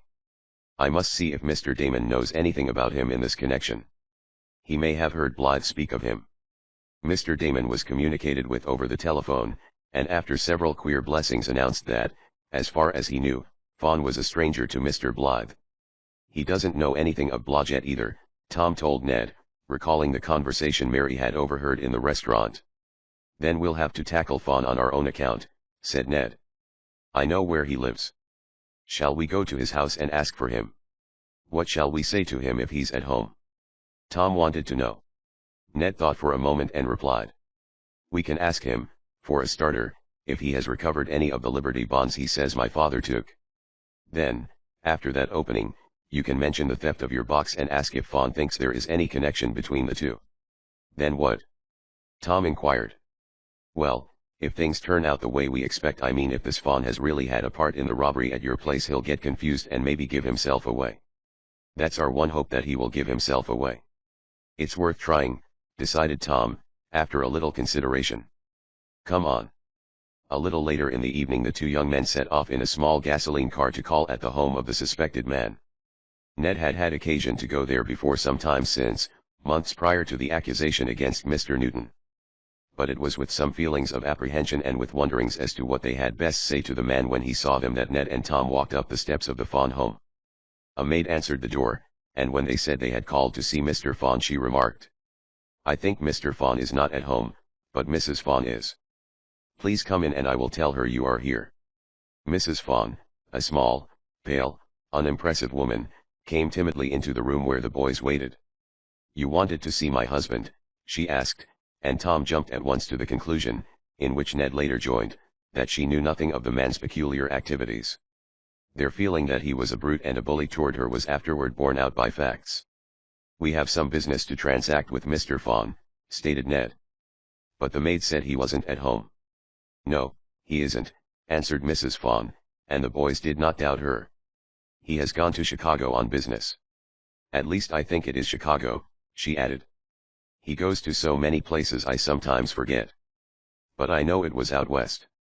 Well, if he's that far off, I guess we can't see him tonight, returned Tom with a smile as he arose to go.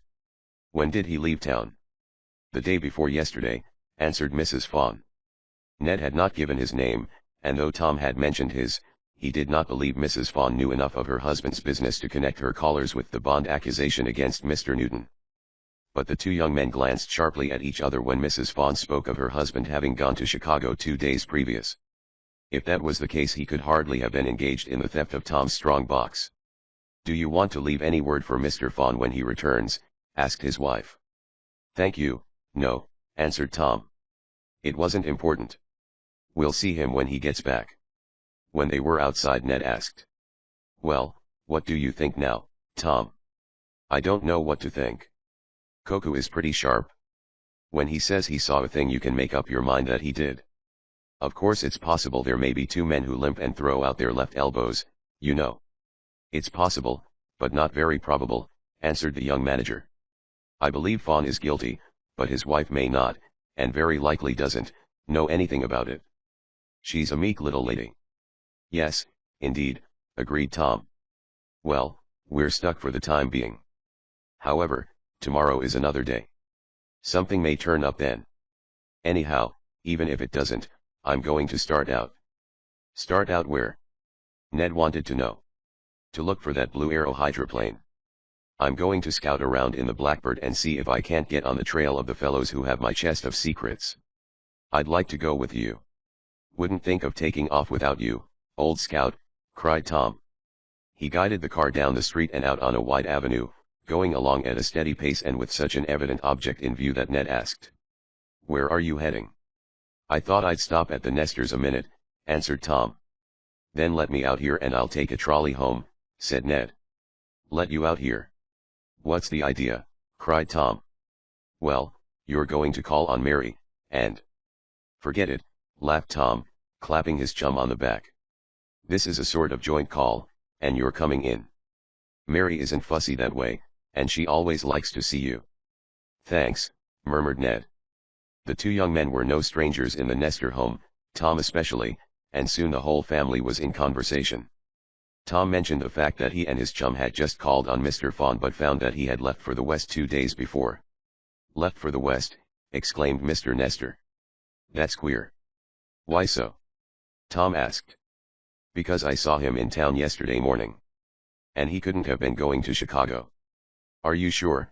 Inquired Ned. Of course. I know the man as well as I know you. He was limping along, tossing his left elbow out every now and then as he has a habit of doing. Ned and Tom glanced at one another. If this was the case it would explain matters. Fawn may have told his wife he was leaving for Chicago, and even have packed a bag to go. But he went to some other place and remained about Shopton long enough to take part in the robbery that night. Mr. Nesta's mention of the peculiar gait of the man and his habit of tossing his left elbow away from his body while walking or talking was almost positive proof that there could be no mistake. But Tom was not yet ready to let it be known that Fawn was caught in a falsehood.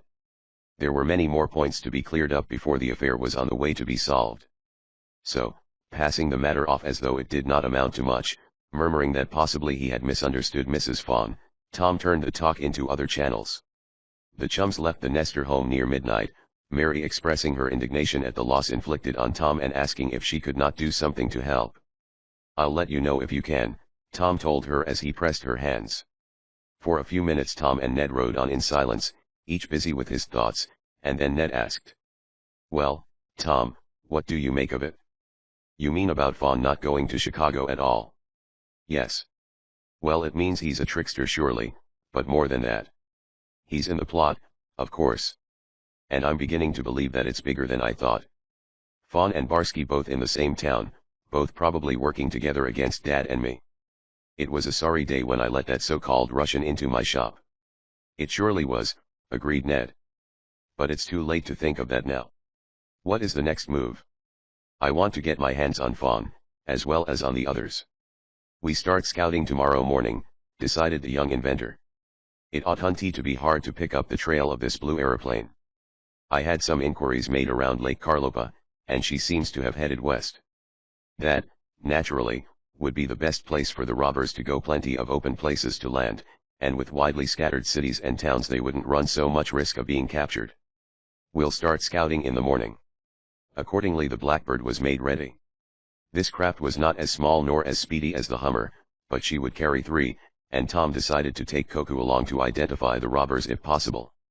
"Good luck, Tom," called his aged father, as he was ready to take off the next morning. "Bring back that chest." "I'll do my best," was the answer. Chapter XXII. A strange message. Though he had no more than very slight clues on which to pursue the robbers, Tom Swift was not without a definite plan on which he proposed to operate.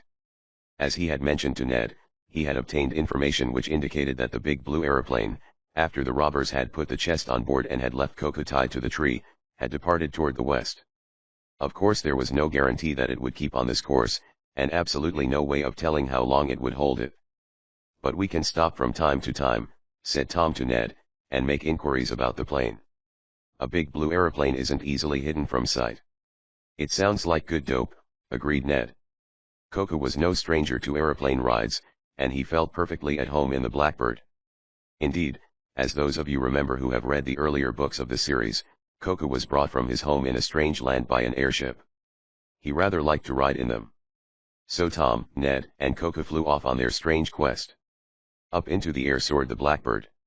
She was a powerful machine, and, as has been said, was roomy. Really, she was built to carry 4, but on account of the size of Koku a partition between 2 cockpits had been taken out, making a large space where he could dispose of his enormous legs and big body.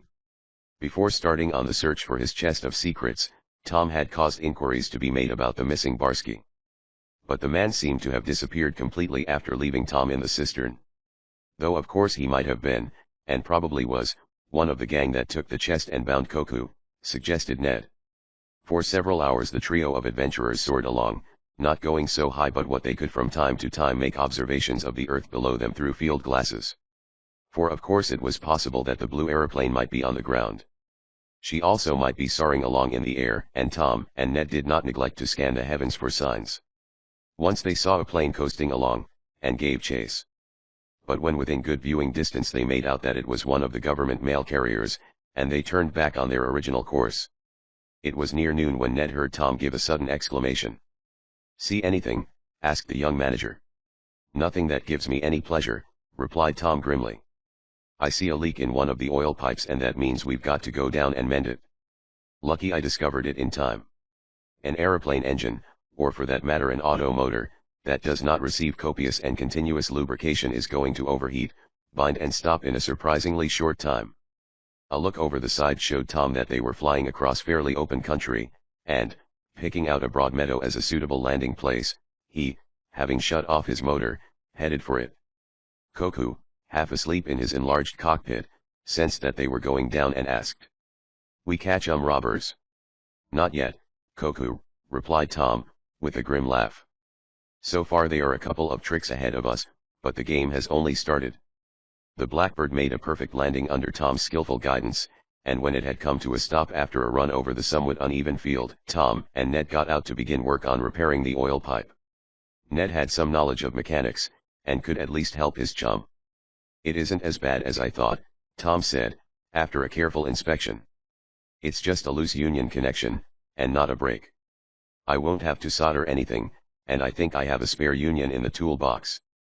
It was while he was looking for this and while Koku was strolling about, heaving big stones for his own amusement, and possibly with the sensation that he was thus treating his enemies, that Ned called, "Someone's coming, Tom."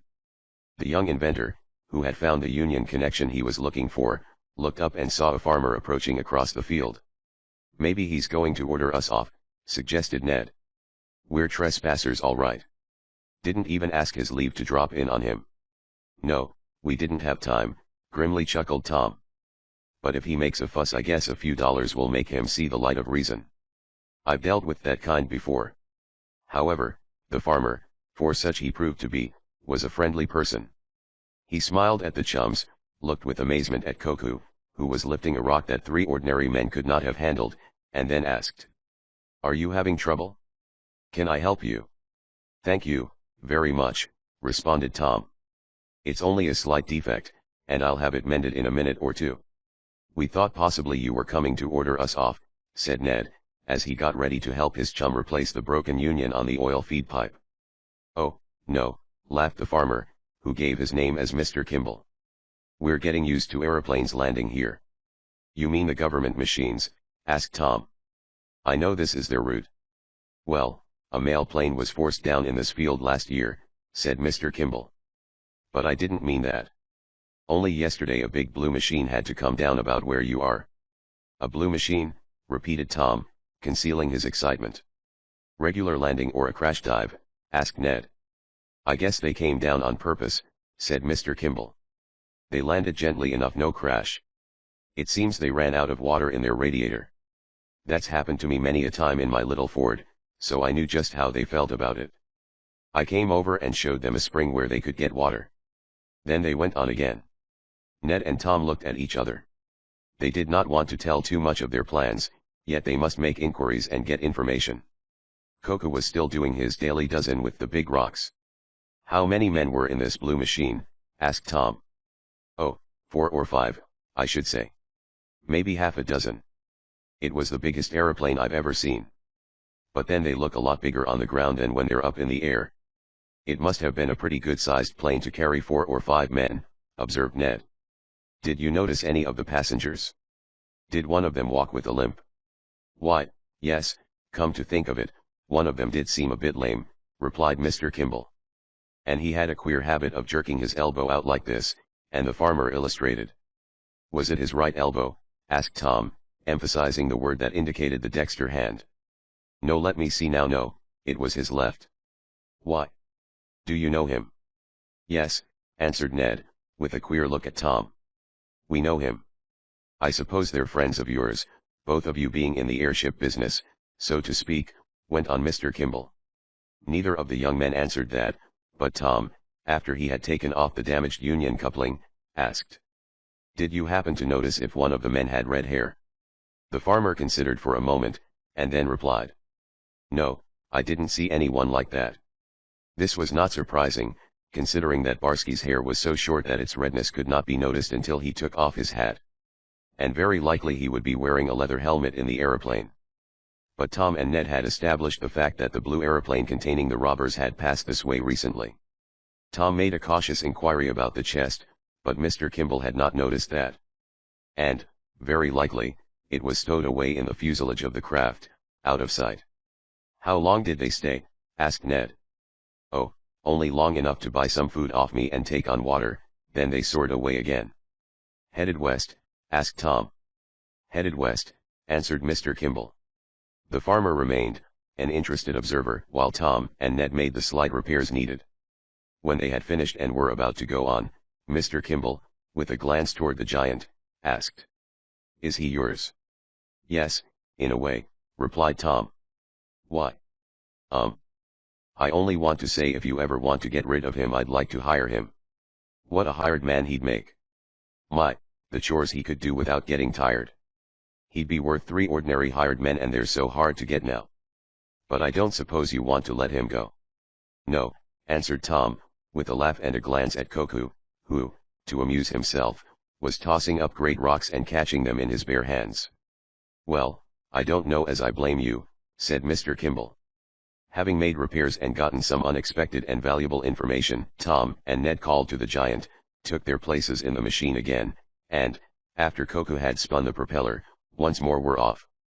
All that day they traveled, Tom and his chum keeping a lookout for the blue machine, but not seeing it.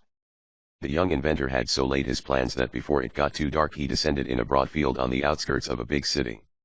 As the aeroplane was large enough to permit of sleeping in it and as Tom had brought along blankets, they decided to spend the night in the Blackbird. It was the next morning about 9 o'clock, and just about the time Tom and Ned were taking off again on the second day of their trip, that Mr. Swift was summoned to the telephone in his office. "Days somebody dad wants to talk to you tickler like," reported Eradicate. "Perhaps it's a message from Tom," exclaimed Mr. Swift. "He may have caught the robbers and gotten back his chest." "No, sah, it don't sound like Massa Tom," said the colored man. The voice to which the aged inventor listened was not that of his son. Instead, over the wire came strange tones asking, "How much will you pay us for the return of your chest of secrets?" Mr. Swift was so surprised that he almost dropped the receiver. Chapter XXIII. The Blue Machine. Barton Swift was the true father of his energetic son, and Tom inherited his qualities from his father. Which is to say that in his youth Barton Swift had been fully as active and quick as was now the young inventor. Though age and illness had to some extent dimmed and enfeebled the powers of the man, still it needed but the spark, that strange telephone message, to galvanize him into action. After the first shock of hearing so unexpectedly about the stolen chest of secrets, Mr. Swift was ready to take active measures to trace the voice coming out of the machine. "What's that you say?" he asked, nerving himself to carry on an ordinary conversation about a most extraordinary topic. "Who are you and where are you?" "Don't you wish you knew?" came back the challenging inquiry. "Are you ready to talk business?" "Of course I am," answered Mr. Swift. "We want that chest back, and we'll pay any reasonable amount." "I'm not saying the amount will be reasonable," was the reply, and emphasis was laid on the last word. "But you'll pay our price or you don't get the chest. And I warn you that if you try to communicate with the police or set the detectives on our trail, we'll immediately break off negotiations." Trying to get in touch with the police was just what Mr. Swift was then doing.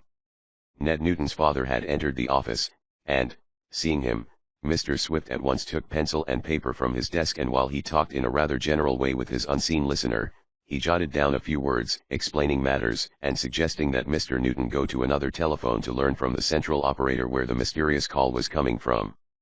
There were several trunk telephone lines running into the Swift office, so it was a comparatively easy matter for Mr. Newton to go to another instrument to get the information needed. Meanwhile Mr. Swift was holding the other man in conversation.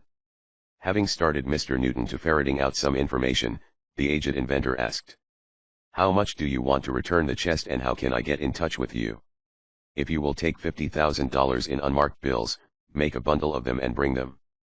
But at that moment the criminal either heard something, perhaps the movements of Mr. Newton, or he suspected something, for he sharply broke off what he was saying and cried, "It's all off.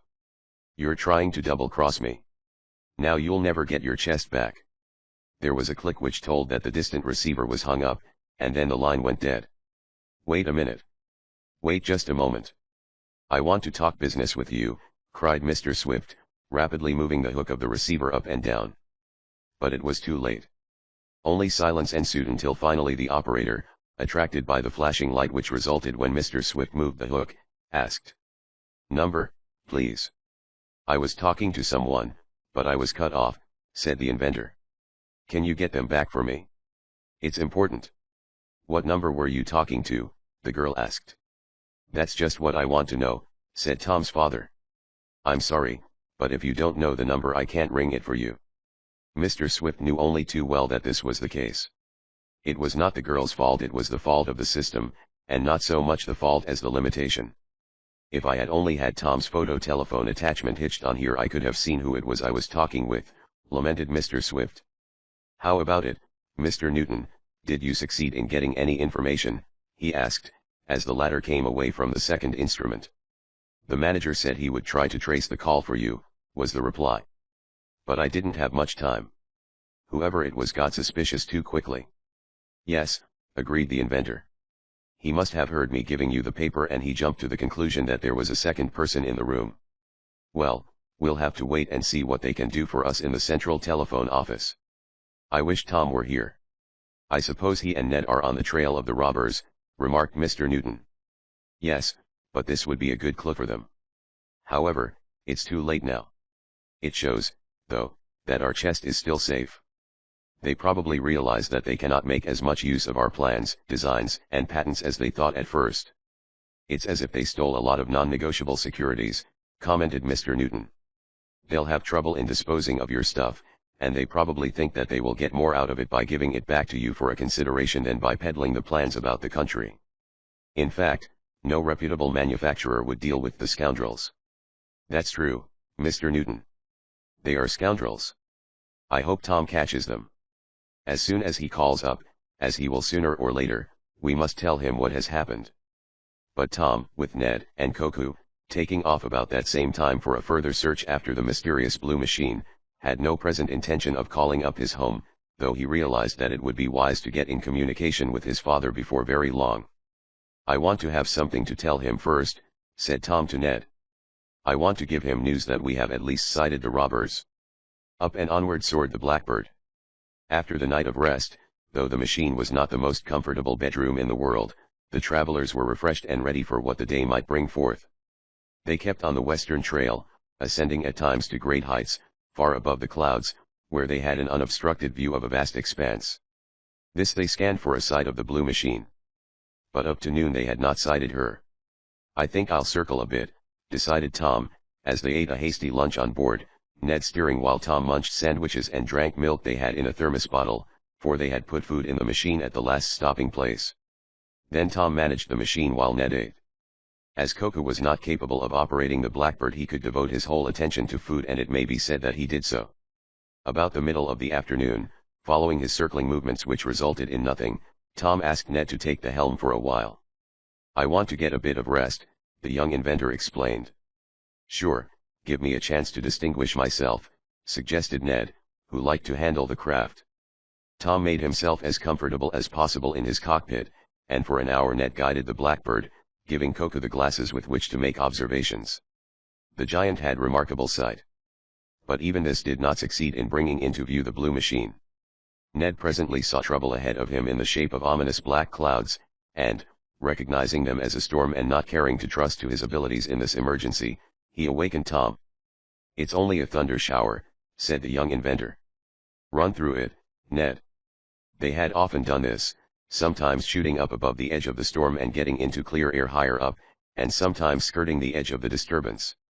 This time Tom Swift miscalculated the size of the storm, or else it suddenly developed larger proportions after they entered it. No sooner had the Blackbird pushed her beak into the bank of black clouds than Tom awoke to the realization that they were in considerable danger.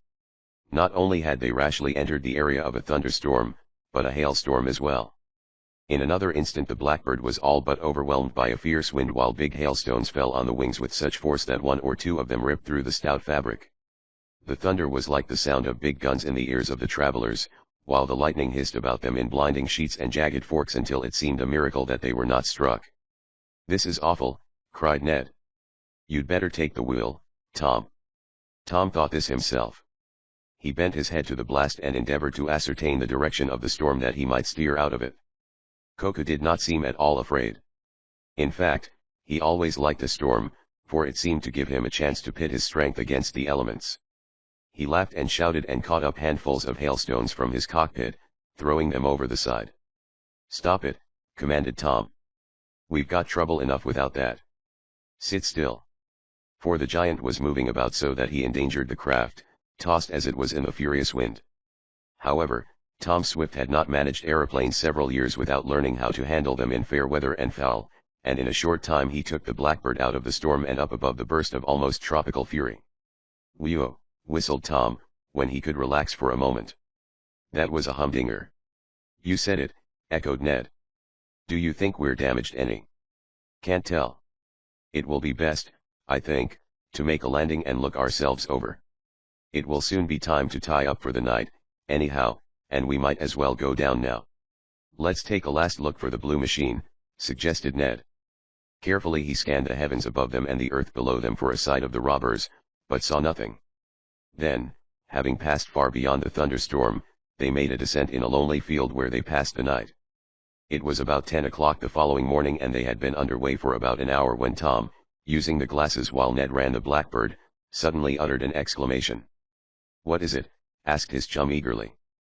"The blue machine, I think," cried Tom. "I think I see her hidden down there under some trees." "Circle a bit to the left, Ned." When this had been done, Tom meanwhile looking down, the young inventor cried. "There she is. We've spotted them. The blue machine is down there. Now for a trick." Chapter XXIV. A Night Watch. Tom Swift made up his mind quickly.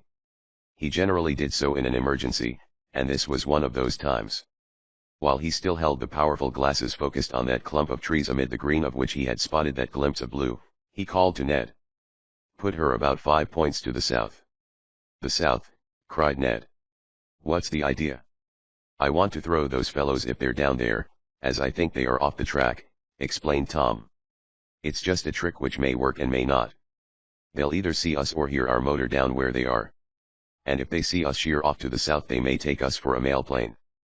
At any rate, they may not suspect that we're after them." "I guess that's good reasoning," murmured Ned.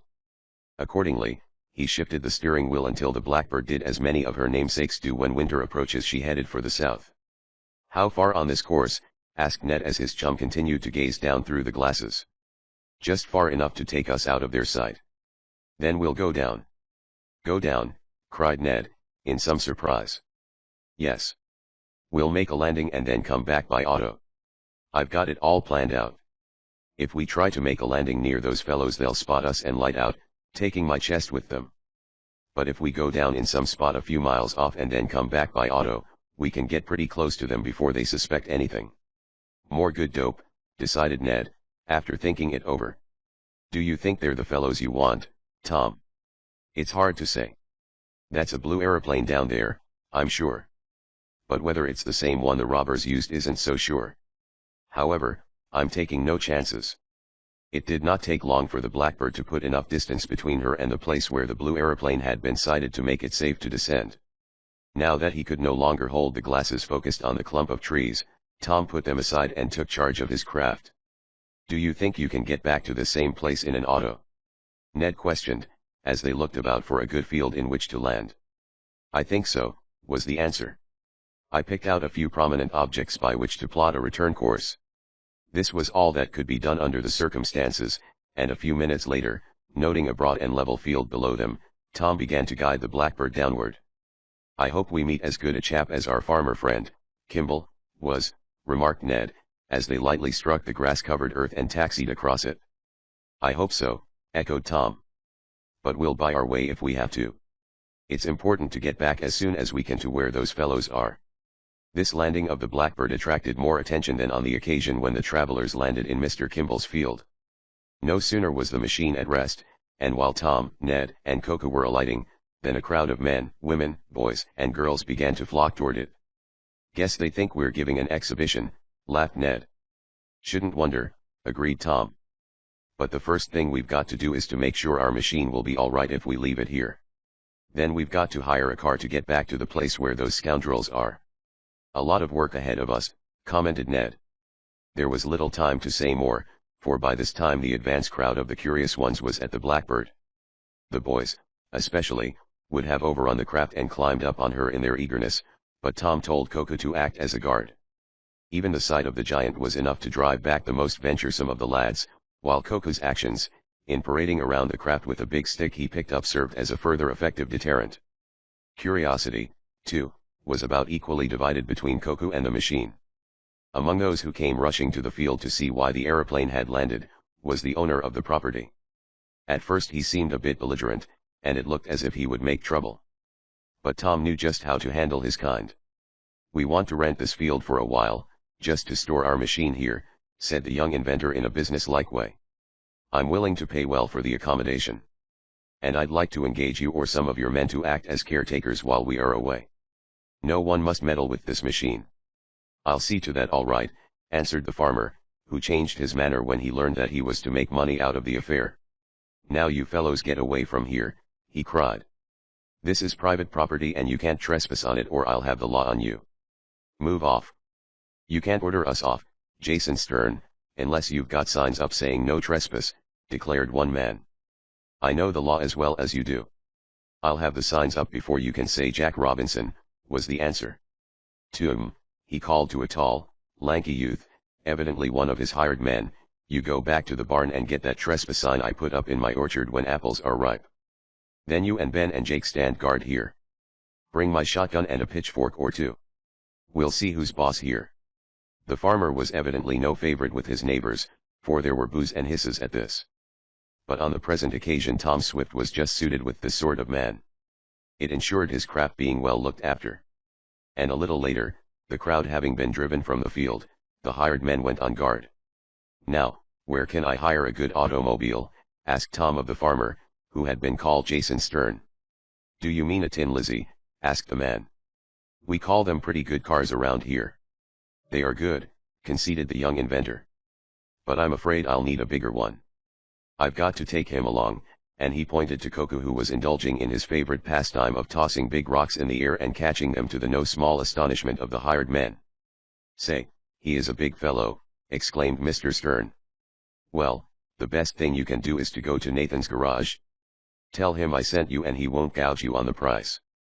He's dealt with me before," and Jason Stern said this with an air that boded no good for Mr. Nathan should the latter try any unfair tactics.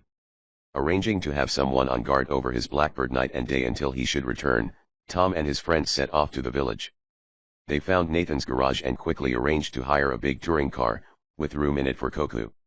"We'll put in something to eat and take some blankets along," decided Tom. "No telling how long we may be on the road, and I don't want to have to stop and put up at a hotel. We'll either camp out in the open or sleep in the car. The nights are warm." "Suits me," agreed Ned. Of course, saying nothing of their object, the travelers started off in the machine, Tom heading it to the north and as near as he could judge in the general direction of the bandits and where the blue machine had last been observed. Tom Swift's training had made him a careful observer, and it was not idly that he had told Ned he had marked the place where the trees sheltered the blue aeroplane. After one or two false turns, the young inventor got on the right road, and as evening was falling he guided the machine along a country thoroughfare in a sparsely settled neighborhood. Coming upon a lonely cabin where an aged man and his wife lived, Tom inquired whether they had heard of an aeroplane landing in that vicinity lately. "Yep," replied the old man. "A big blue flying machine come down in a lot over by the river early this morning. I went over to see it. Say, I didn't ever believe there was such things. I'd never seen one before except in pictures. Hattie here, she won't believe I saw it." "You can't tell me," declared the man's wife. "Nobody can fly in the air. I never believed it and I never will. It's Asian nature." Leaving the queer couple, but satisfied that they were on the right track, Tom and his companions rode on until further inquiries gave them the information that they were within half a mile of the place where the aeroplane, for some reason, had come down. "We'd better not take the auto very close," said Tom. "They might suspect something, though I suppose they have been as overwhelmed with curious ones as we were back there." "It will be better to go up easy, I think," agreed Ned. Accordingly, the auto was parked in a secluded place, and, taking Koku with them to identify the robbers should the men prove to be those under suspicion, the chums cautiously approached the clump of trees. As they drew near they could see that a sort of camp had been established about the aeroplane, which was painted blue. It was a large machine, as Koku had said. Several men were observed moving about a small tent that had been set up, and in the light of lanterns Tom and Ned counted 5 separate figures. They crept near enough to overhear some of the talk. "Well, Blodgett, "What's the next move?" someone asked. Tom nudged Ned. "That's the man Mary heard spoken of," he whispered. "He's the one who was going to fix things." "He seems to have done so," murmured Ned grimly. "Listen." "Well, we might as well divide the stuff and separate," came the answer to the one who had asked Blodgett the question. And at the sound of this voice Tom whispered, "That's Barsky." "I'm sure of it." "Sounds like him," agreed Ned. "The plot is thickening." They listened further. "Yes," went on the man who had suggested dividing the loot, "I tried the old man on the telephone, but he got wise and tried to catch me by sending someone to another telephone to trace the call. I don't think he succeeded, however.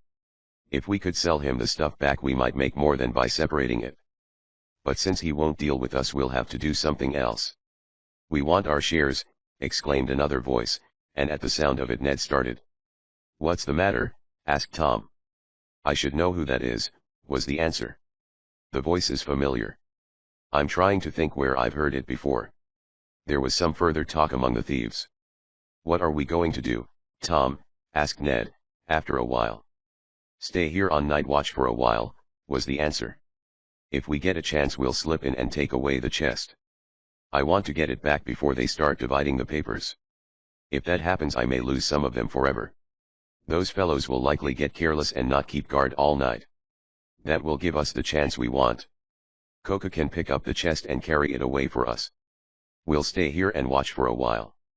It was about an hour later, while still keeping watch, that Ned caught a glimpse of a figure moving about the bandit camp. The man limped slightly, and as he was carrying a lantern Ned saw his elbow thrown out in a peculiar way. "Renwick Fawn," he exclaimed. "Now I know whose voice that was. It was that of the man who unjustly accused my father of taking the Liberty bonds. Renwick Fawn is among those who robbed you, Tom."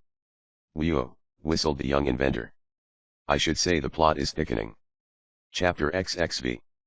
The Roundup. Tom Swift felt that he was on the verge of several important discoveries, now that he had located the scoundrels in the blue machine. The knowledge that Renwick Fawn was among them was startling. So was the information that Blodgett and Barsky were one and the same person. "I guess this whole thing was engineered when the men who were associated with Blythe found I wouldn't do business with them," whispered Tom. "I don't believe Blythe had anything to do with the plot. He just saw a good chance to make money, and he would have dealt honestly, I'm sure. But the others aren't of that type.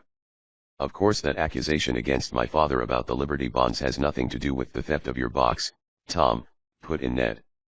"But it shows that Fawn is in with criminals, and that's enough to make me suspect him. I shouldn't be surprised but what he stole the bonds himself." "Maybe he did," agreed Tom. "And if they're in that machine we are going to get them back." "How?" asked Ned. "I'll show you," was the answer. "Wait until it gets a little later and they go to sleep, as I think they will." Not knowing how long they would have to remain at their vigil and feeling somewhat chilly in spite of the fact that Tom had said the nights were warm, they decided to send Koku back for the blankets left in the auto. With these wrapped about them they were in better condition to remain on guard. As the young inventor had suggested, the robbers were not particular to maintain a guard. The two friends watched the fellows cooking their evening meal and rather envied them as the odor of a savory stew came to their noses, for all Tom, Ned, and Koku had were cold victuals.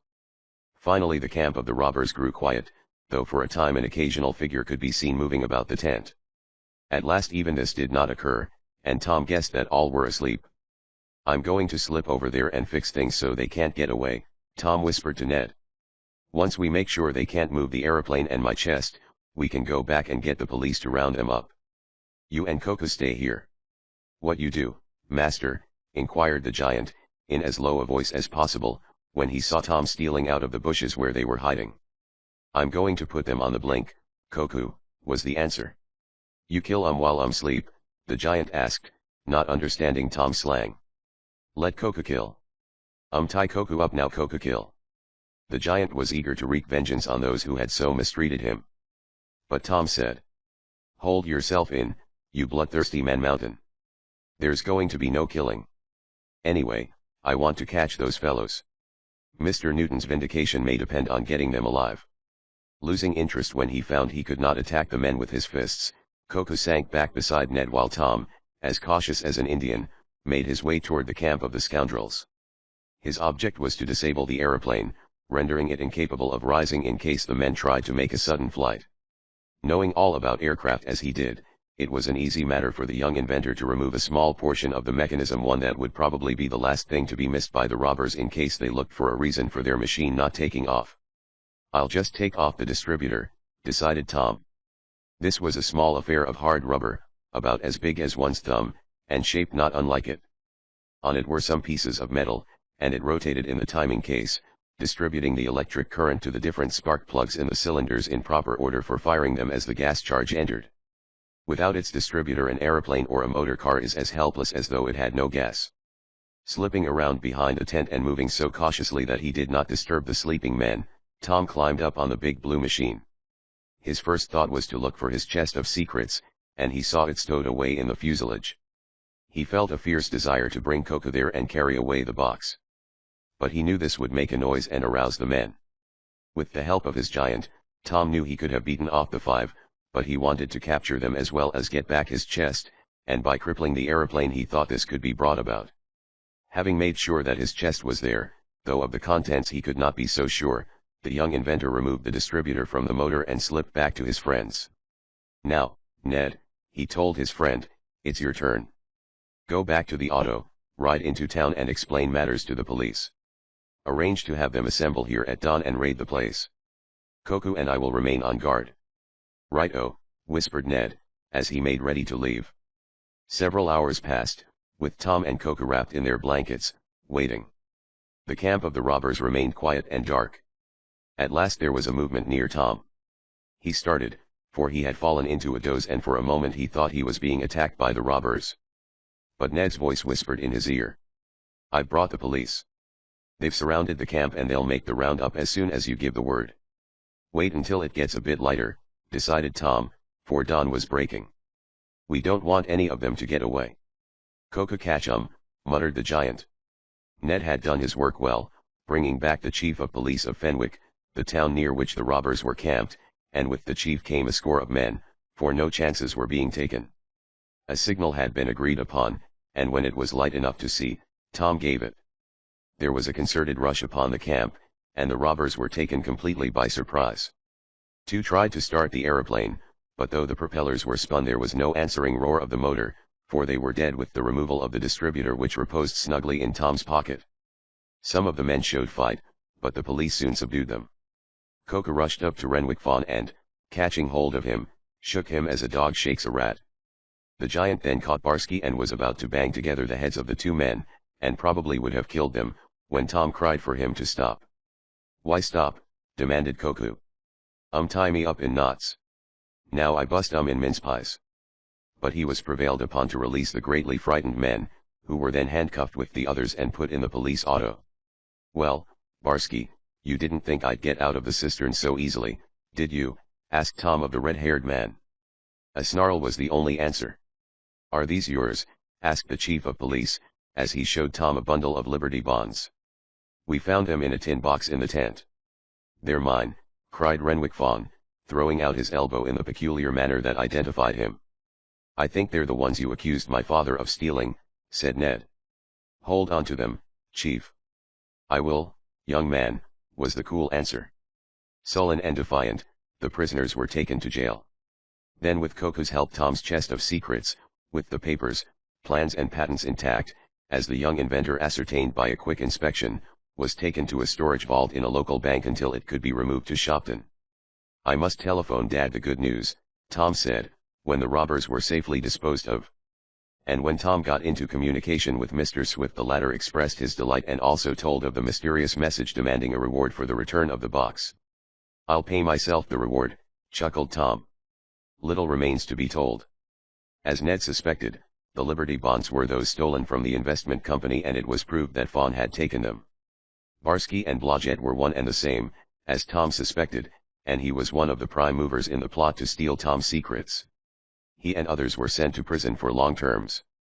Mr. Blythe had acted in good faith, knowing nothing of the character of the men, who, for their own selfish ends, sought to have him act for them. They had plotted to get Tom's papers, thinking that when they had possession of them they could force him to come to terms in the sale of his tidal engine and other devices. Accordingly, after open measures had failed, trickery was resorted to. Blodgett, disguised as a Russian pattern maker, sought and obtained employment. When he found he could not sneak away with the papers, because of the big chest, he attacked Tom, put him out of the way, and then so arranged matters that his confederates entered the place in the night, overpowered Koku, and left with the chest. The men made good their escape, after tying Koku to the tree, and they had hoped to fly to the fastness of the western mountains, where they expected to make terms with Tom. But one of the gang, who was anxious to get cash in a hurry, persuaded them to land in the place near the trees and try to get money from the Swifts by offering to return the chest. It was this that caused the robbers to go into camp. They expected to open negotiations again over the telephone. However, Tom spoiled their plans. "But I'm not going to take any more chances," decided the young inventor several days later. "I'm going to have a special vault made to hold my chest of secrets.